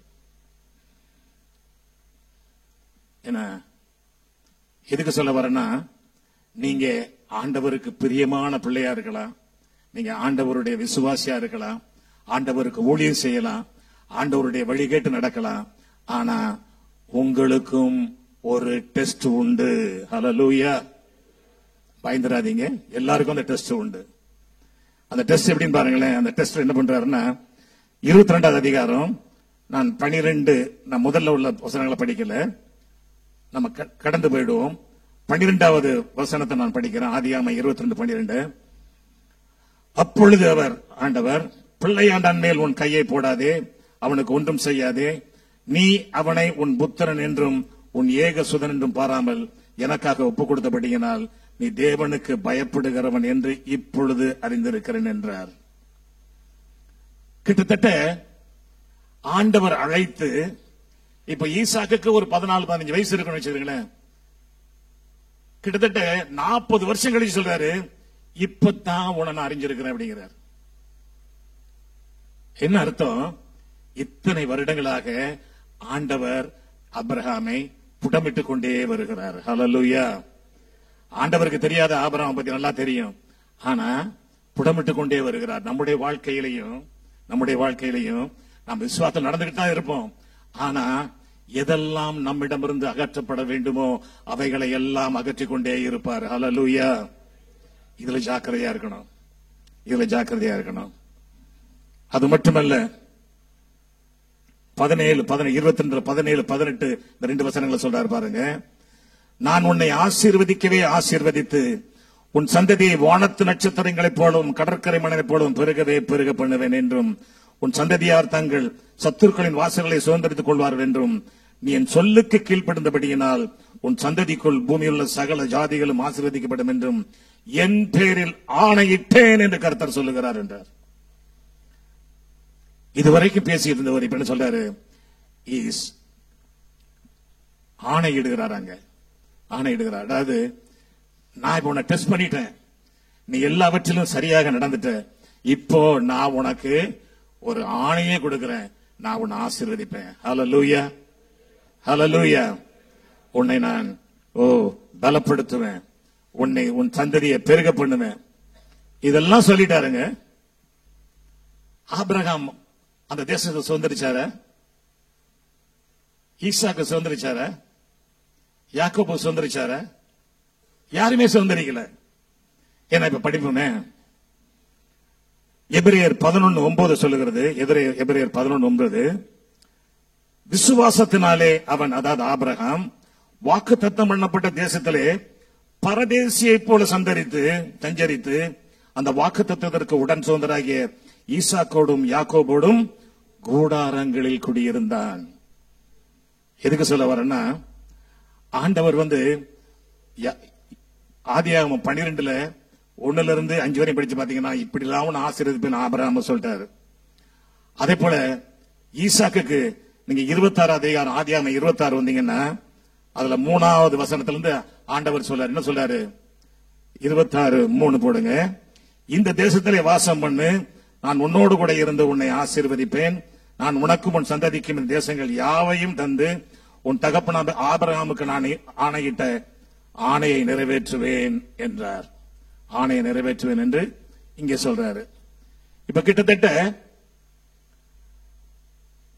ஆபிரகாம் அழைத்து பல வருடங்கள் ஆகி போச்சு. இதுக்கப்புறம் பாத்தீங்கன்னா யாக்கோபிட்ட சொல்றாரு பாருங்க, 28வது அதிகாரம் 13வது வசனத்துல. உங்களுக்கு எல்லாம் தெரியும், அவர் வனாந்திரத்தில் படுத்திருக்கிறாரு, அவங்க ஏணி இருக்குது, அதுக்கு மேல இருந்து அவர் சொல்றாரு, கர்த்தர் அதற்கு மேலாக நின்று, நான் உன் தகப்பனாகிய ஆபிரகாமின் தேவனும் ஈசாக்கின் தேவனுமாகிய கர்த்தர், நீ படுத்திருக்கிற பூமியை உனக்கும் உன் சந்ததிக்கும் தருவேன். ஆபிரகாமுக்கு சொல்லிட்டாரு இந்த பூமியை தருவேன்னு, ஈசாக்கு சொல்லிட்டாரு, யாக்கோபுக்கு சொல்லிட்டாரு. ஆனா யாராவது அதை பெற்றுக்கொண்டாங்கன்னா இல்ல. அவங்க பெற்றுக்கொள்ள எவ்வளவு காலம் ஆயிடுச்சு அப்படின்னு உங்களுக்கு தெரியும். ஏன் அப்படின்னா, ஆண்டவர் ஒரு ஊழியத்திற்கு என்று ஒருவரை அழைக்கும் பொழுது அவர் எல்லாவற்றையும் சொல்லிவிடுகிறவர் அல்ல. ஏன் அப்படின்னா, அதை நாம் புரிந்து கொள்ளவே முடியாது. ஆபிரகாமுக்கு இப்படி, அப்பா உன்னை கூப்பிட்டு உன்னை கானான் தேசத்துல பெரிய ஜாதியாக்கி, அந்த தேசத்தை நான் இப்படி எல்லாம் செய்ய போறேன் அப்படின்னு சொன்னா அவரால் நம்பியிருக்கவே முடியாது. பார்ட் பை பார்ட்டா சொல்லிட்டு வராரு. சோ ஒவ்வொரு ஸ்டெப்பா அவருடைய பிளான சொல்லிக்கிட்டே வர்றாரு. போதகரோட சொல்லி இருக்கிறாங்க, இந்த சர்ச்சை கட்டும் பொழுது இந்த வளைவுகள் எல்லாம் எப்படி கட்டணும்னு சொல்லி கொடுத்திருக்கிறார். ஒவ்வொரு கட்டமா ஆண்டவர் ஒவ்வொரு கட்டமா சொல்லி கொடுத்திருக்கிறார். எல்லாத்தையும் ஒரே நேரத்தில் காட்டி வைக்க மாட்டார். கொஞ்சம் கொஞ்சமா விசுவாசம் நடக்கிறவங்களுக்கும் அப்படித்தான் ஆண்டவர் செய்வார். ஏன்னா இந்த திட்டத்தில் பாருங்க, ஆபிரகாம மட்டும் திட்டத்தில் அவர் அழைக்கல. ஆபிரகாம, ஈசாக்க, யாக்கோப, அது மட்டுமல்ல, இவங்க போய் 430 வருஷம் எங்க இருக்கிறாங்க? எகிப்தில் அடிமையா இருக்கிறாங்க. அதுக்கப்புறம் திரும்பி வராங்க. அதுக்கப்புறம் தான் அது தேசமா மாறுது. கிட்டத்தட்ட ஆபிரகாமோடு பேசி 600 வருடங்கள் கழித்து அவருடைய ஆணையை நிறைவேற்றுகிறார். கிட்டத்தட்ட 600 வருடங்கள். அவங்க ஆபிரகாமோடு பேசிய நாள்ல இருந்து கணக்கு பாத்தீங்கன்னா ஒரு கிட்டத்தட்ட 600 வருஷம் ஆகி போயிருக்கும். எதுக்கு சொல்ல வரேன்னா, அவர் சொன்னதை நாம் நினைப்போம் உடனே செஞ்சிருவாருன்னு. இல்லைங்க, அதுக்கு சில குறிப்புகளை உங்களுக்கு நான் தர விரும்புகிறேன். நாம எல்லாருமே ஆண்டவர் ஒரு காரியத்தை சொன்னார்னா முழுசா சொல்லார் நினைக்கிறோம். இல்ல, யாருக்குமே அவர் சொல்லல. ஈவன் மோசேக்கு அவர் எல்லாத்தையும் முகமுகமா பேசினா கூட எல்லாத்தையுமே அவருக்கு சொல்லல. பவுலோடு ஆண்டவர் அநேக காரியங்களை பேசியிருக்கிறார். பவுல் கூட எல்லாவற்றையும் முழுமையாக ஆண்டவர் சொல்லல. எதுக்கு திரும்ப திரும்ப இதை சொல்றேன்னா, ஆண்டவருக்கு நாம் ஊழியம் செய்ய ஒப்பு கொடுத்துட்டா அவர் என்ன அந்த நேரத்தில் சொல்றாரோ அதை மட்டும் செய்வோம். அதை மட்டும் செய்வோம். அதுதான் விசுவாசம். அதாவது வாக்கிங் பை ஃபெய்த் அப்படிங்கறத குறித்து நான் பேசிக்கிட்டு இருக்கிறேன். இப்போ அப்போஸ்தலர் 2வது அதிகாரத்துல 17வது வசனத்துக்கு வாங்க. ஆதி திருச்சபை ஆரம்பிச்சது அந்த டே ஆஃப் பெண்டகோஸ்ட். பெண்டகோஸ்ட் நாளில திருச்சபை ஆரம்பமாகிறது. அந்த 2வது அதிகாரத்துல 17வது வசனத்தை நான் சொல்றேன். 17வது வசனத்தை நான் வாசிக்கிறேன். கடைசி நாட்களில் நான் மாம்சமான யாவர் மேலும் என் ஆவியை ஊற்றுவேன். அப்பொழுது உங்கள் குமாரரும் உங்கள் குமாரத்திகளும் தீர்க்க தரிசனம் சொல்லுவார்கள். உங்கள் வாலிபர் தரிசனங்களை காண்பார்கள். உங்கள் மூப்பர் சொப்பனங்களை காண்பார்கள் என்றார். பேதுரு சொல்றாரு, அதாவது பரிசுத்த ஆவியானவர் இறங்கி அங்க எல்லாம் அந்நிய பாஷை பேசுறாங்க. 16 தேசத்துல வந்திருக்கிறவங்களுக்கு பூரா அவங்க என்ன பேசுறாங்கன்னு புரியுது. ஒரு பெரிய சத்தம் உண்டாகுது. எருசலேம் மக்களை கூடி வந்துடுறாங்க. அப்போ எல்லாம் சொல்றாங்க, என்ன சொல்றாங்கன்னா, இவங்க எல்லாம் மதுல நிறைஞ்சிருக்கிறாங்க, போதையில் நிறைஞ்சிருக்கிறாங்க, உளறாங்க. சொல்லும் போதுதான் பேதுரு எழுந்து நின்று அவர் இந்த வசனத்தை சொல்லுகிறார். இந்த வசனம் சொல்லுகிறார். அப்ப எப்படி ஆரம்பிக்கிறார் அவரு? கடைசி நாட்களில், அதாவது ஃபர்ஸ்ட் செஞ்சுரியில முதல் 50 வருஷத்துக்கு முன்னால, AD 50க்கு முன்னால இந்த வசனத்தை சொல்றாரு. இன்னைக்கு கிட்டத்தட்ட 1975 வருஷங்கள் முடிஞ்சு போச்சு. கடைசி நாள் இன்னும் வரல. நான் சொல்றது புரியுதா? கடைசி நாட்களில் என்று ஆரம்பிக்கிறாரு. அது கடைசி நாளா இல்ல. அது கடைசி நாட்களில் அப்படிங்கும் போது ஆண்டவர் அவருக்கு கொடுத்த வெளிப்பாடு, அவ்வளவுதான் வெளிப்பாடு. யோவேல் தீர்க்கதரிசன குறித்து அங்க பேசுறார். கடைசி நாட்களில் மாம்சமான யாவர் மேலும் என் ஆவியை ஊற்றுவேன் என்று பேசுறார். ஆனா அது கடைசி நாள இல்ல. ஏன் கடைசி நாள் இல்லைன்னா, அதுல இருந்து பாத்தீங்கன்னா பவுல் எழுதும்போது கூட எப்படி எழுதுறாரு? கொரிந்து சபைக்கு எழுதும்போது 1 கொரிந்தியர் 15 அதிகாரத்துல நாம் இப்பொழுதே மறுரூபமாக்கப்படுவோம். அவரை சேர்த்து சொல்றாரு. அவரு மறுரூபமாக்கப்படுவோம் அப்படிங்கிறாரு. தெசலோனிக்கர் 1வது அதிகாரத்தில் 4வது 1 தெசலோனிக்கர் 4வது அதிகாரத்தில் வந்தீங்கன்னா நாம் இப்பொழுது மறுரூபமாக்கப்படுவோம் சொல்றாரு. எப்படி என்னன்னா, அவங்க எல்லாம் நம்பிக்கிட்டு இருந்தாங்க தேவர் இந்த லாஸ்ட் டேஸ். அதனாலதான் யாருமே வேலைக்கு போகாம இருந்தாங்க. எல்லாம் சொத்தெல்லாம் வித்து சாப்பிட்டுக்கிட்டு இருந்தாங்க. எல்லாரும் என்ன நினைச்சாங்க? we are going to be taken with the Lord அப்படின்னு. ஆனா அது கடைசி நாட்கள் அல்ல, அது கடைசி நாட்களின் துவக்கம். அது கடைசி நாட்களின் துவக்கம் தான். அது கடைசி நாட்கள் தான் இருக்கிறோம். ஆனா அது கடைசி நாட்களின் துவக்கம். நம்மளும் கடைசி நாட்கள் தான் இருக்கிறோம். ஆனா இது முடிவு எப்ப நமக்கு தெரியாது. இந்த கடைசி நாட்களின் முடிவு எப்ப வரும்னு நமக்கு தெரியாது. ஏன் அப்படின்னா, நீங்க வேதத்துல வாசிக்கலாம். வெளிப்படுத்தின விஷயத்துல கூட 1வது அதிகாரத்தை பாத்தீங்கன்னா சீக்கிரத்தில் சம்பவிக்க வேண்டியவர்கள் இருக்கும். 22 அதிகாரத்திலையும் சீக்கிரத்தில் சம்பவிக்க வேண்டியவர்கள் இருக்கும். சீக்கிரத்தில் எதுவுமே சம்பவிக்கல இது வரைக்கும். அன்னைக்கு எழுதிட்டாங்க. 1900 வருஷத்துக்கு முன்னால யோவான் தரிசனத்தை பார்த்தது எழுதிட்டாரு. ஆனா இதுவரைக்கும் அவைகள் நடைபெறவில்லை. இனிமேல் தான் நடைபெறும். எதுக்கு சொல்ல வரேன்னா, ஆண்டவருக்குன்னு ஒரு சர்டன் பீரியட் இருக்குது. அந்த காலத்தை அறிவது நமக்கு கொடுக்கப்படவில்லை.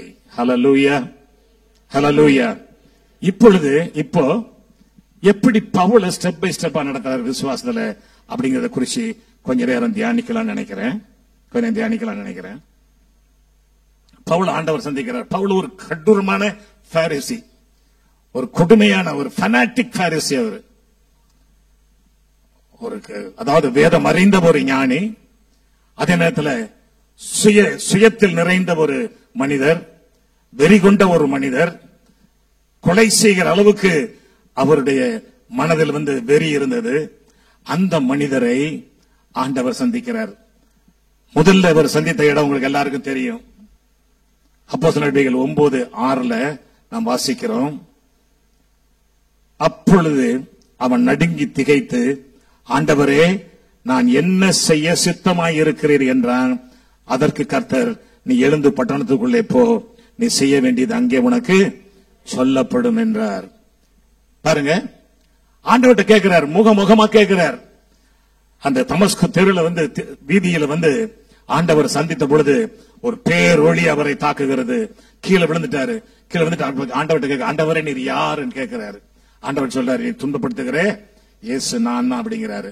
அப்போ அடுத்த கேள்வி அவர்கிட்ட, ஆண்டவரே நான் என்ன செய்ய சித்தமாயிருக்கிறேன். Is surrendering himself. இன்னைக்கு நீங்களும் அப்படி ஆண்டவர்கிட்ட ஒப்பு கொடுத்திருக்கலாம். ஆண்டவரே நான் என்ன செய்ய சித்தமாயிருக்கிறீர் அப்படி நீங்க சொல்லி உங்களை ஒப்பு கொடுத்திருக்கலாம். ஆனா ஆண்டவர் சொன்ன முதல் வார்த்தை என்ன? நீ அங்கே போ, அங்கே சொல்லப்படும். ஆண்டவருக்கு சொல்ல தெரியாதா? ஆண்டவருக்கு சொல்ல முடியாதா? ஆண்டவர் தான் நானே அனுப்புறாரு அங்க சொல்றதுக்கு. யாருக்கு? பவுலுக்கு சொல்றதுக்கு ஆண்டவர் தான் அனுப்புறாரு இல்லையா? அப்படி இருக்கும் பொழுது ஆண்டவர் ஏன் சொல்லலன்னா, விசுவாசத்துல நடக்க முதல்ல பழக்கிறார்.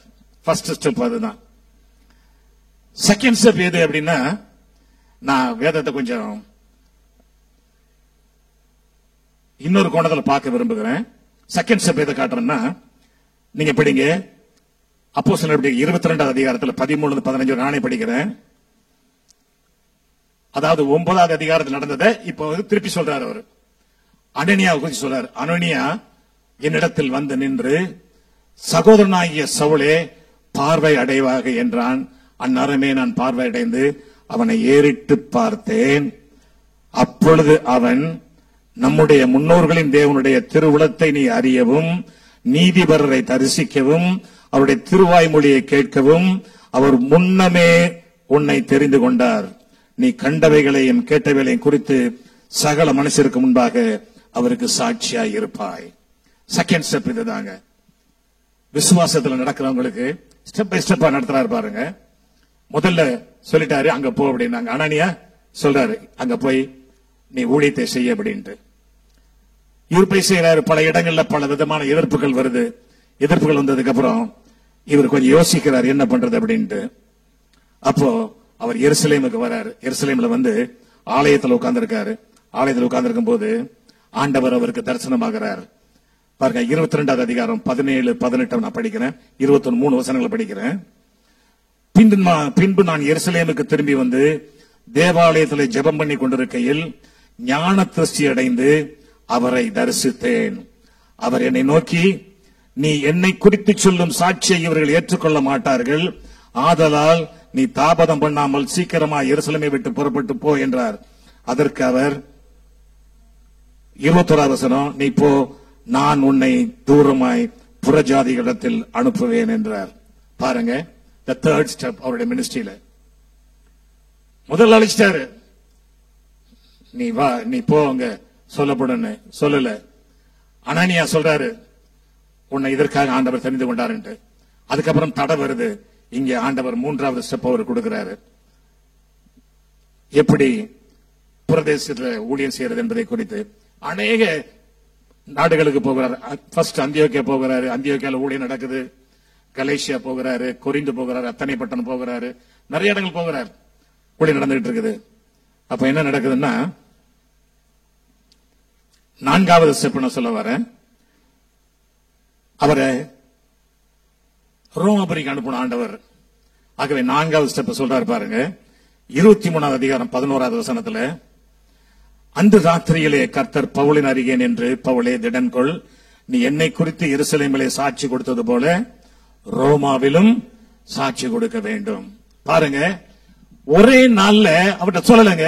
It took many years. ஆண்டவருடைய ஊழியத்தை குறித்து பவுல் ஆண்டவரோடு பேசுகிற மனிதன் இருந்தா கூட ஒரே நாள்ல அவர் ஊழியத்தை குறித்த முழு தரிசனத்தையும் கொடுக்கவில்லை, கொடுக்க மாட்டார். ஒன் பை ஒன் அப்படிதான் ஆண்டவர் நடத்துவார். நீங்க அதுக்கு உங்களை ஒப்பு கொடுக்கணும். அதுக்கு உங்களை நீங்க ஒப்பு கொடுக்கணும். அதுக்கு ஒப்பு கொடுத்த ஆண்டவர் நடத்துவார். உங்களுக்கு தெரியும். அதுக்கப்புறம் ஆண்டவர் அவரை எப்படி ரோமாபுரி போனோன்னு என்ன நினைச்சிருப்பான், நம்மள ரோமாபுரி போ அப்படின்னா வந்து என்ன ஆண்டவர் சொன்னாரு. நான் ஒரு கேள்வி கேட்டு என் ஊழியத்தை நான் தடை பண்ணிட்டேன். உண்மையை சொல்றேன், நான் உங்களுக்கு சாட்சியா சொல்றேன். 30 வருஷத்துக்கு முன்னால என்ன ஒரு நாள் காலையில் நான் அதிகாலை ஜெபிச்சுக்கிட்டு இருக்கிறேன். அப்ப நான் வந்து இந்தியன் ஏர்லைன்ஸ்ல ஒர்க் பண்ணிட்டு இருந்தேன். கோ டு பாகிஸ்தான் அப்படின்னாரு. கோ டு பாகிஸ்தான் அப்படின்னாரு 30 வருஷத்துக்கு முன்னால. அப்ப நான் ஆண்டவர்கிட்ட கேட்ட ஒரே கேள்வி, அப்ப வந்து Indian airlines flight 2 flight operate பண்ணுவாங்க. எங்க ஒன்னு கராச்சிக்கு ஒன்னு லாகூருக்கு. ஆண்டவரே கராச்சிக்கா லாகூருக்கான்னு கேட்டேன். நான் போறதுக்கு ரெடி. ஆனா அவன்கிட்ட கேட்டேன், கராச்சிக்கு போகவா லாகூருக்கு போகவான்னு. பதிலே சொல்ல, இது வரைக்கும் சொல்ல. எதுக்கு சொல்றேன்னா, ஆபிரகாம் சொன்ன உடனே போன்னு சொன்ன மாதிரி போயிருந்தா அங்க எனக்கு வழி நடத்திருப்பார். உண்மையை சொல்றேனே, நம்ம கொஞ்சம் படிச்சவங்க இல்லையா, கொஞ்சம் புத்திசாலிங்க இல்ல, அதனால கொஞ்சம் ப்ரிப்பேர் பண்ணிட்டு போலாமே அப்படின்னு நினைச்சு நான் கேட்டேன், where to go, whether to Karachi or லாகூர். அவ்வளவுதான். எதுக்கு சொல்றேன்னா, நம்மளுடைய ஊழியத்துல நாமே தடையாக வந்து விடுவோம். அவரை இடையில கேள்வி கேட்டீங்கன்னா அதுக்காக நான் சொல்ல வரேன். ஆகவே அவர் எப்படி நடக்கிறார் பாருங்க. இங்கேயும் அவரு 14 நாள் கப்பல்ல பயங்கரமான வேதனை, எல்லாருமே செத்து போக நினைக்கிறாங்க ரோமாபுரிக்கு போகும் பொழுது. ஆனா பவுலுக்கு ஒண்ணு தெரியும். என்ன தெரியும்? நான் வந்து ஆண்டவர் சொல்லிட்டாரு. என்ன சொல்லிட்டாரு? நீ ரோமாபுரியில அங்க நீ சாட்சி சொல்லணும்னு சொன்னதுனால அவருக்கு தெரியும் எப்படியும் நான் ரோமாபுரி போயிடுவேன் அப்படின்னு. அந்த விசுவாசம் அவருக்கு இருந்தனால அந்த கப்பல்ல அவர் கைதியா ஏறாரு. ஆனா அந்த கப்பலை கடைசியில் அவர் தான் நடத்துறாரு. ஹல்லேலூயா, ஹல்லேலூயா. அப்ப பாருங்க, அந்த 27வது அதிகாரத்துல 24, 25 வசனம் சொல்லுது. ஆண்டவர் அங்க பேச, பவுலே பயப்படாதே, நீ ராயனுக்கு முன்பாக நிற்க வேண்டும். இதோ உன்னோடு கூட யாத்திரை பண்ணுகிற யாவரையும் தேவன் உனக்கு தயவு பண்ணினார் என்று தேவதூதனானவர் சொல்லுகிறார் அவருக்கு. ஆனபடினாலே மனுஷரை திடமனதாயிருங்கள், எனக்கு சொல்லப்பட்ட பிரகாரமே நடக்கும் என்று தேவனிடத்தில் நம்பிக்கையாயிருக்கிறேன். நம்பிக்கையை இழந்து போன ஒரு கூட்டம் 14 நாள் இரவு பகல் தெரியாது, மழை பெய்யுது, காற்றடிக்குது, புயல் அடிக்குது, எல்லாம் நடக்குது. ஆனா அவர் சொல்றாரு, பயப்படாதீங்க, பயப்படாதீங்க. இவருடைய விசுவாசத்தினால என்ன நடக்குதுன்னு நாங்க பாருங்களேன். 276 பேர் பாதுகாக்கப்படுறாங்க. ஹல்லேலூயா. யாருடைய? ஒரு மனிதனுடைய விசுவாசத்தினால 276 பேர் பாதுகாக்கப்படுறாங்க. அது மட்டுமல்ல, அதுக்கப்புறம் நடக்கிறது நமக்கு தெரியும். போய் அந்த மெலித்தா தீவில இறங்குறாங்க, மால்டால இறங்குறாங்க. இறங்கி அங்க வந்து விறகு பொறுக்கி போடுறாரு. கையில வந்து விஷப்பாம்பு, விரியன் பாம்பு கடிச்சு தொங்குது. கவலைப்படல, உதறிட்டு இருக்கிறாரு. அவருக்கு நல்லா தெரியும், நான் ரோமாபுரியில இருப்பேன். ஹல்லேலூயா. இதுதாங்க விசுவாசம், இதுதான் விசுவாசம். நான் எதுக்கு இவ்வளவு சொல்லிட்டு வரேன்னா, இந்த விசுவாசம் நமக்குள்ள இருக்குதா? ஆண்டவர் உன்னை செஞ்சு சொன்னா அதை அவர் நிறைவேற்றி முடிப்பார். அதை என் வாழ்வில் நிறைவேற்றுவார். என்னை கொண்டு செய்வார். என்னை கொண்டு செய்ய நினைத்ததே அவர் என்னை கொண்டே செய்வார், என் கரத்தை கொண்டே செய்வார் என்ற நம்பிக்கை நமக்கு இருந்தா மட்டும்தான் நாம் அவருக்கு ஒரு சரியான ஊழியத்தை செய்ய முடியும். சரியான ஊழியத்தை செய்ய முடியும்.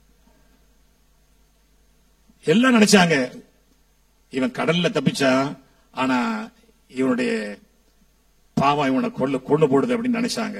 அதுக்கப்புறம் கொஞ்ச நேரத்தில் சொல்றாங்க, அவனை தேவன் என்று அவர்கள் அறிந்து சொல்றாங்க, இவன் தேவனா இருப்பானோ அப்படின்ட்டு. எதுக்கு சொல்ல வரேன்னா, ஆண்டவர் வல்லமையாய் ஒரு மனிதனை நடத்த வேண்டும் என்றால் முழுமையாக அவரிடம் நம்மை ஒப்புக் கொடுக்கணும். ஹல்லேலூயா.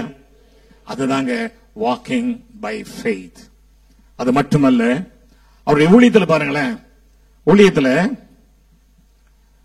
நீங்க அப்போஸ்தலர் நடவடிக்கைகள் நீங்க படிச்சிருப்பீங்க. எத்தனை வருஷம் அவர் ஜெயில இருக்கிறாருங்க மொத்தம்? அப்போஸ்தலர் நடவடிக்கைகள் மட்டும் சொல்லுங்களேன். எல்லாரும் ரொம்ப சோர்வா இருக்கிறீங்களா? செசரியாவில் 2 வருஷம் இருக்கிறாரு. கரெக்ட். செசரியாவில் 2 வருஷம் அவர் ஜெயில இருக்கிறாரு. அதுக்கு ரோமாபுரியில வந்து 2 வருஷம் ஜெயில இருக்காரு. 4 வருஷம் ஜெயில தான் இருக்கிறாரு. 4 வருஷம் சும்மா இருந்தாரு. 4 வருஷமும் தேவனுடைய ஊழியத்தை வல்லமையாய் செய்து கொண்டிருந்தார். ஹல்லேலூயா. அதை எப்படின்னு விளக்குறேன் பாருங்க. விசுவாசம் தான் அதை நாம் புரிந்து கொள்ள முடியும். அப்போஸ்தலர் நடவடிக்கைகள் 24வது அதிகாரம் 24, 25 வசனத்தை படிக்க பாருங்க. அவரை 23வது அதிகாரத்துல பிடிச்சு உள்ள போட்டாங்க. எங்க? செசரியா ஜெயில போட்டாங்க. போட்டதுக்கு அப்புறம் எருசலேம் ஜெயில பிடிச்சு போட்டாங்க. அவரை கொண்டு வராங்க. எங்க? செசரியா கொண்டு வந்துடுறாங்க. காரணம் அவரை கொல்ல பாக்குறதுனால. இங்க என்ன நடக்குது பாருங்களேன். சில நாளைக்கு பின்பு பெலிக்ஸ் யூத ஸ்திரியாகிய தன் மனைவி திருசுல்லாளுடனே கூட வந்து பவுலை அழைப்பித்து கிறிஸ்துவை பற்றும் விசுவாசத்தை குறித்து அவன் சொல்ல கேட்டான். அப்பொழுது பவுல் நீதியையும் இச்சை அடக்கத்தையும் இனி வரும் நியாய தீர்ப்பையும் குறித்து பேசுகையில் பெலிக்ஸ் பயமடைந்து, இப்பொழுது நீ போகலாம், எனக்கு சமயமானது உன்னை அழைப்பித்தேன் என்றான். அதாவது பாருங்க, ஜெயில் தான் இருக்கிறாரு. ஆனா ஜெயில இருந்து யார்கிட்ட பேசுறாரு? கவர்னர் ஆஃப் செசரியா, அவருடைய மனைவி, இவர்களுக்கு சுவிசேஷம் சொல்றாரு. முதல்ல அவர் எப்படி எல்லாம் சுவிசேஷம் சொல்றாருங்கிறத நான் சொல்லிட்டு வரேன். ஊழியம் எப்படி நடக்குங்கிறத சொல்லிட்டு வரேன். அடுத்தது பாத்தீங்கன்னா 25வது அதிகாரம் 23வது வசனத்தை நான் படிக்கிறேன். மறுநாளிலே அகிரிப்பாவும் பெர்னக்கியாலும் மிகுந்த ஆடம்பரத்துடனே வந்து சேனாதிபதிகளோடும் பட்டணத்து பிரதான மனுஷரோடும் கூட நியாயஸ்தலத்தில் பிரவேசித்தார்கள். உடனே பெஸ்தனுடைய கட்டளையின்படி பவுல் கொண்டு வரப்பட்டான். உடனே பவுல் இதுதான் டைம் அப்படின்னு நினைச்சுக்கிட்டு, இதான் கொடுக்கப்பட்ட சான்ஸ் நினைச்சுக்கிட்டு அழகான ஒரு பெரிய செர்மன் 25வது அதிகாரத்திலிருந்து 26வது அதிகாரம் வரைக்கும் ஒரு அழகான ஒரு பிரசங்கத்தை, நீண்ட பிரசங்கத்தை பண்றார். ஏன்னா அவருக்கு நல்லா தெரியும் அகிரிப்பாவுக்கு வந்து அவர் ஒரு யூதர் அகிரிப்பா, அதனால வந்து அவருக்கு தெரியும் இவர் வந்து கிறிஸ்துவை அறிந்திருப்பார் என்ற காரணத்தினால சொல்றாரு. அப்பொழுது அகிரிப்பா அந்த செர்மனை கேட்டு என்ன சொல்றாரு பாருங்களேன். 26வது அதிகாரம் 28வது வசனத்தில் அப்பொழுது அகிரிப்பா பவுலை நோக்கி, நான் கிறிஸ்தவனாவதற்கு கொஞ்சம் குறைய நீ என்னை சம்மதிக்க பண்ணுகிறாய் என்றான். அதாவது பவுல் பேசிய விதத்துல அகிரிப்பா இயேசுவை ஏற்றுக்கொள்ள விரும்புகிறார்.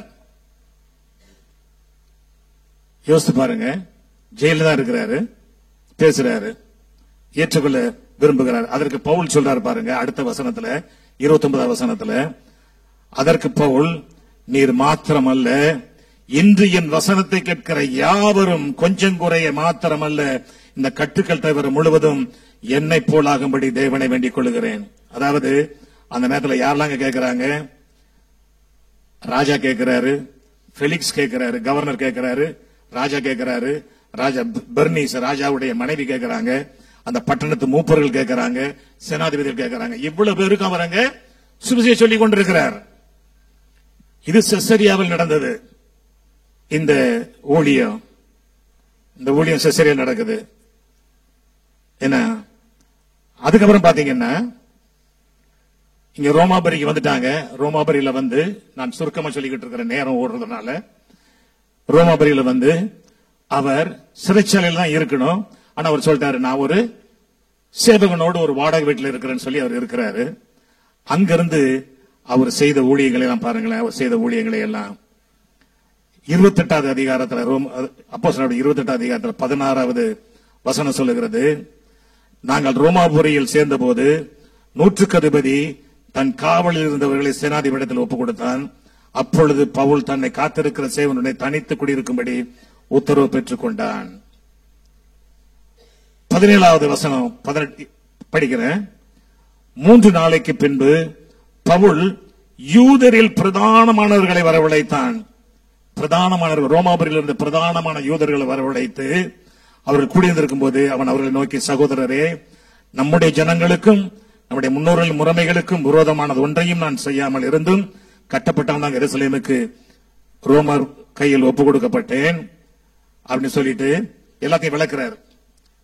அதாவது நான் இவங்களை குறை சொல்ல வரல, நான் இங்க வந்ததே வந்து நான் எந்த தவறும் செய்யவில்லை என்று சொல்வதற்காக வந்திருக்கிறேன்னு சொல்லிட்டாரு. அப்ப அவங்க எல்லாம் சொல்றாங்க, சரி நீ சொல்றத ஒரு நாள் கேட்போமே அப்படிங்கும் போது ஒரு நாளை குறிக்கிறாங்க. எப்படி குறிக்கிறாங்க பாருங்க. அதற்காக அவர்கள் ஒரு நாளை குறித்து அநேகம் பேர் அவன் தங்கியிருந்த வீட்டிற்கு அவர்கள் வந்தார்கள். ரோமாபுரியில இருந்த அத்தனை யூதர்களும் 23வது அதிகாரத்துல என்ன சேலஞ்ச் பண்ற வசனமே இதுதாங்க. அவன் காலமே தொடங்கி சாயங்காலம் மட்டும் மோசையின் நியாயப்பிரமாணத்திலும் தீர்க்கதரிசிகளின் ஆகமலில் இருந்து இயேசுவுக்கு அடுத்த விசேஷங்களை அவர்களுக்கு போதித்து தேவனுடைய ராஜ்யத்தை குறித்து சாட்சி கொடுத்து விவரித்து பேசினான். அதாவது காலையில 8 மணியிலிருந்து சாயங்காலம் 4 மணி வரைக்கும் 8 மணி நேரம் இயேசுவை குறித்து ரோமாவில் இருந்த யூதர்கள் அனைவருக்கும் இயேசுவை குறித்து சாட்சி சொல்லிக்கிட்டே இருக்கிறார். 8 மணி நேரம் எதிலிருந்து சாட்சி சொல்றாருங்க?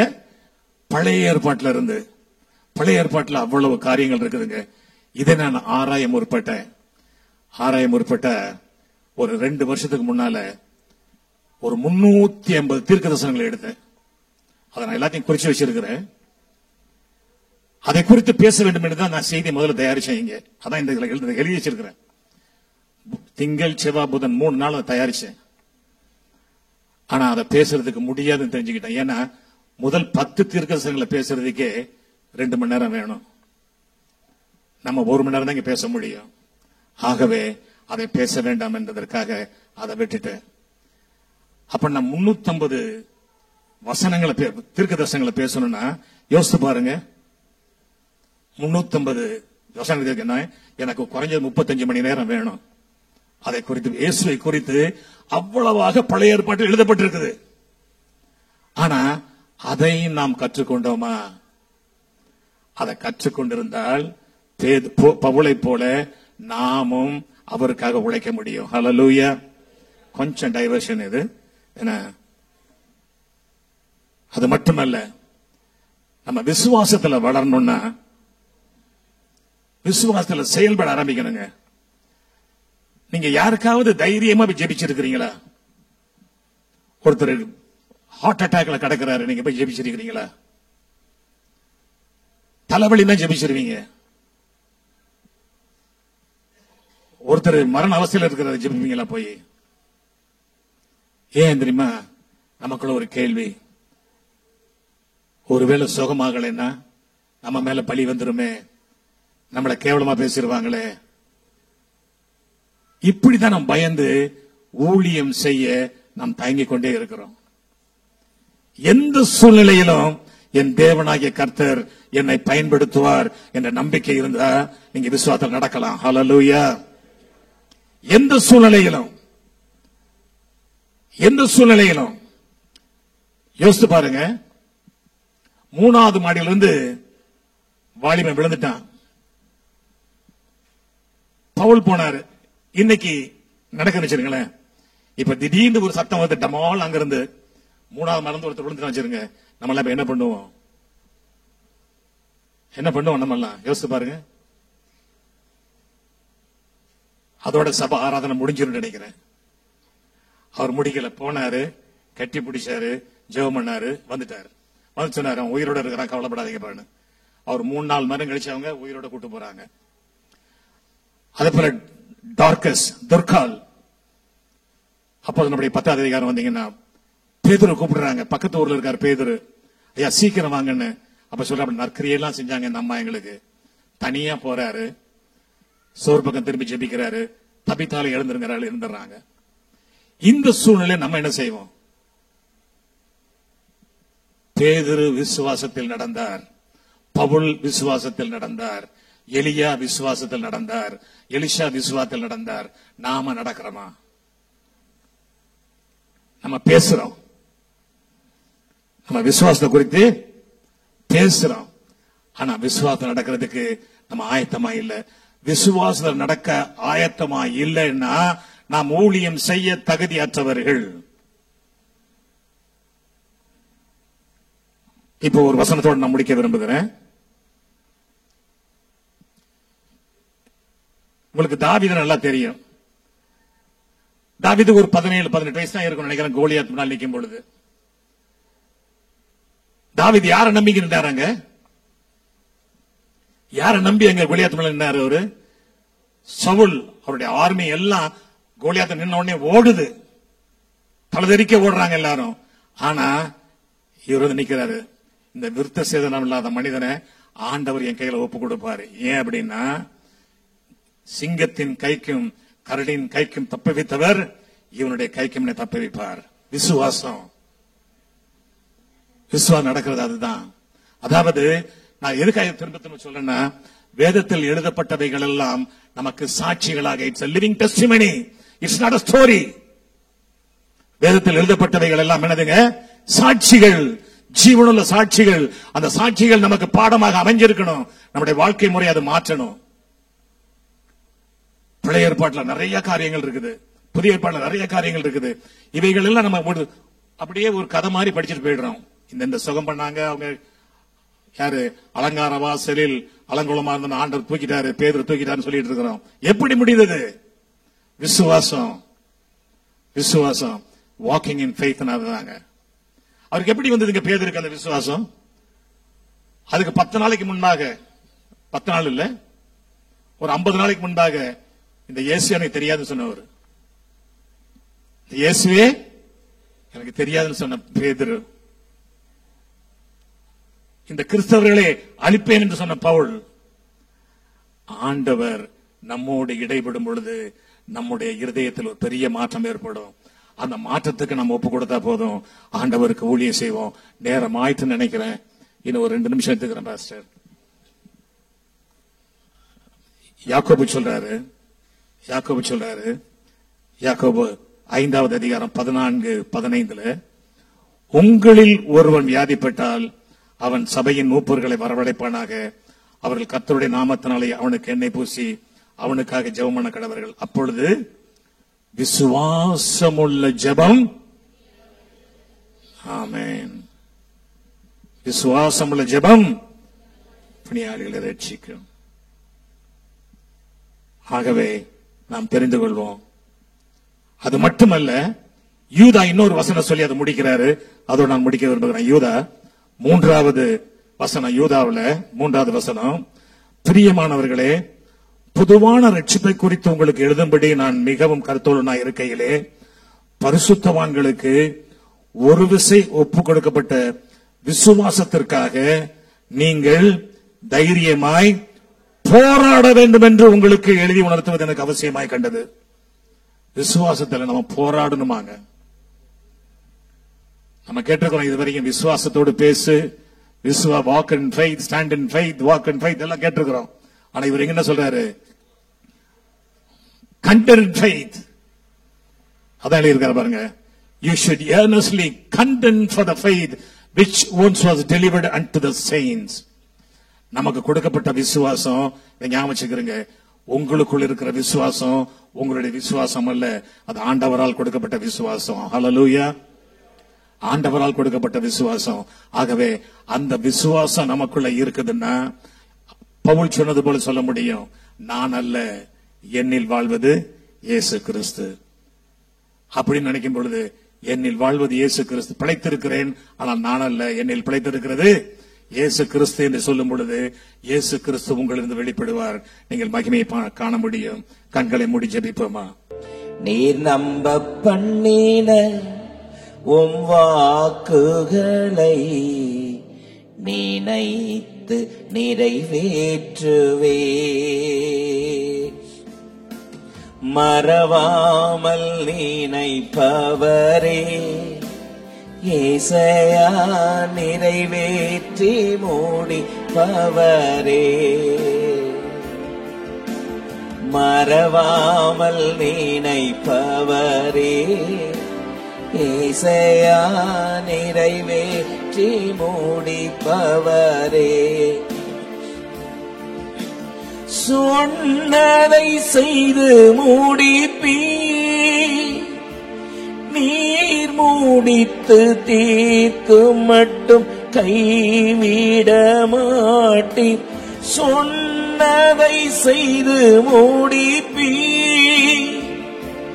நீர் மூடித்து தீர்க்கும் மட்டும் கைவிட மாட்டீர், என் கையை கொண்டு தொடங்கினதெல்லாம் என் கையை கொண்டு நிறைவேற்றுவே, என் கையை கொண்டு தொடங்கினதெல்லாம் என் கையை கொண்டு நிறைவேற்றுவே, மறவாமல் நினைப்பவரே, ஏசையா நிறைவேற்றி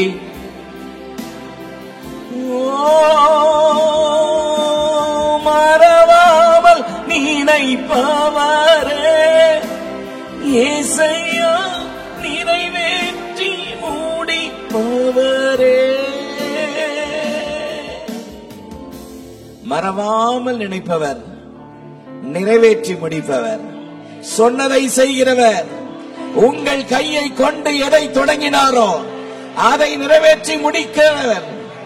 என்னை பலப்படுத்துகிற கிறிஸ்துவினாலே எல்லாவற்றையும் செய்ய எனக்கு பலனுண்டு. அதுதான் விசுவாசம். இந்த விசுவாசத்தை கர்த்தர் வர்த்திக்க செய்வாராக.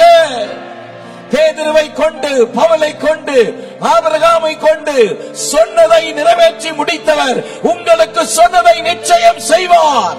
விசுவாசிக்கிறவர்கள் நல்ல கரங்களை தட்டி, நாங்கள் தரிசித்து நடவாமல் விசுவாசித்து நடக்கிறோம். காரணம், என்னை அழைத்தவர் உண்மையுள்ளவர்.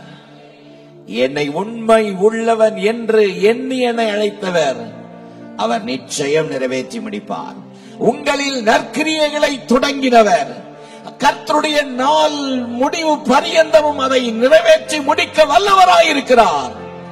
தகப்பனே, என்னுடைய விசுவாச குறைவுகள், ஆண்டவரே, என்னுடைய விசுவாச மந்த நிலை, இவைகளை நீர் மாற்றி இன்னும் விசுவாசத்துல வேரூன்ற, இன்னும் விசுவாசத்துல நடக்க, இந்த விசுவாசத்திலே போராட, ஜெயிக்க, ஆண்டவரே, இன்னும் விசுவாசத்திலே ஆண்டவரே உம்மை துதிக்கிறோம்.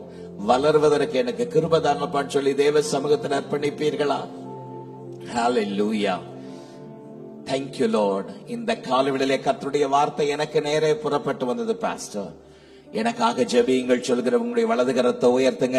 உங்களுக்காக நான் ஜெபிக்க போகிறேன். மகா இரக்கமும் கிருபையும் உள்ள எங்கள் நல்ல பிதாவே, ஆசீர்வாதமான வேளைக்காக நன்றி. இந்த காலையிலே நீர் கொடுத்த அற்புதமான தேவனுடைய பொக்கிஷத்துக்காக நன்றி அப்பா. உம்முடைய வேதத்தில் உள்ள அதிசயங்களை பார்க்கும்படி என் கண்களை திறந்தருளும் என்று சங்கீதக்காரர் மனமாற ஜெபித்தது போல, ஆண்டவரே, நாங்கள் இந்த காலவெளியிலே உம்முடைய வார்த்தைகளிலே இன்னும் வேரூன்றப்பட நீர் எங்களுக்கு விசுவாசத்தை வர்த்திக்க செய்யும் என்று கேட்கிற உம்முடைய பிள்ளைகள் ஒவ்வொருவரையும் ஆசீர்வதிப்பீராக.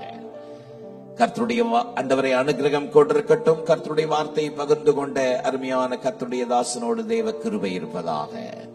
இயேசுவின் மூலம் ஜெபம் கேளும் எங்கள் ஜீவனுள்ள நல்ல பிதாவே, ஆமென்.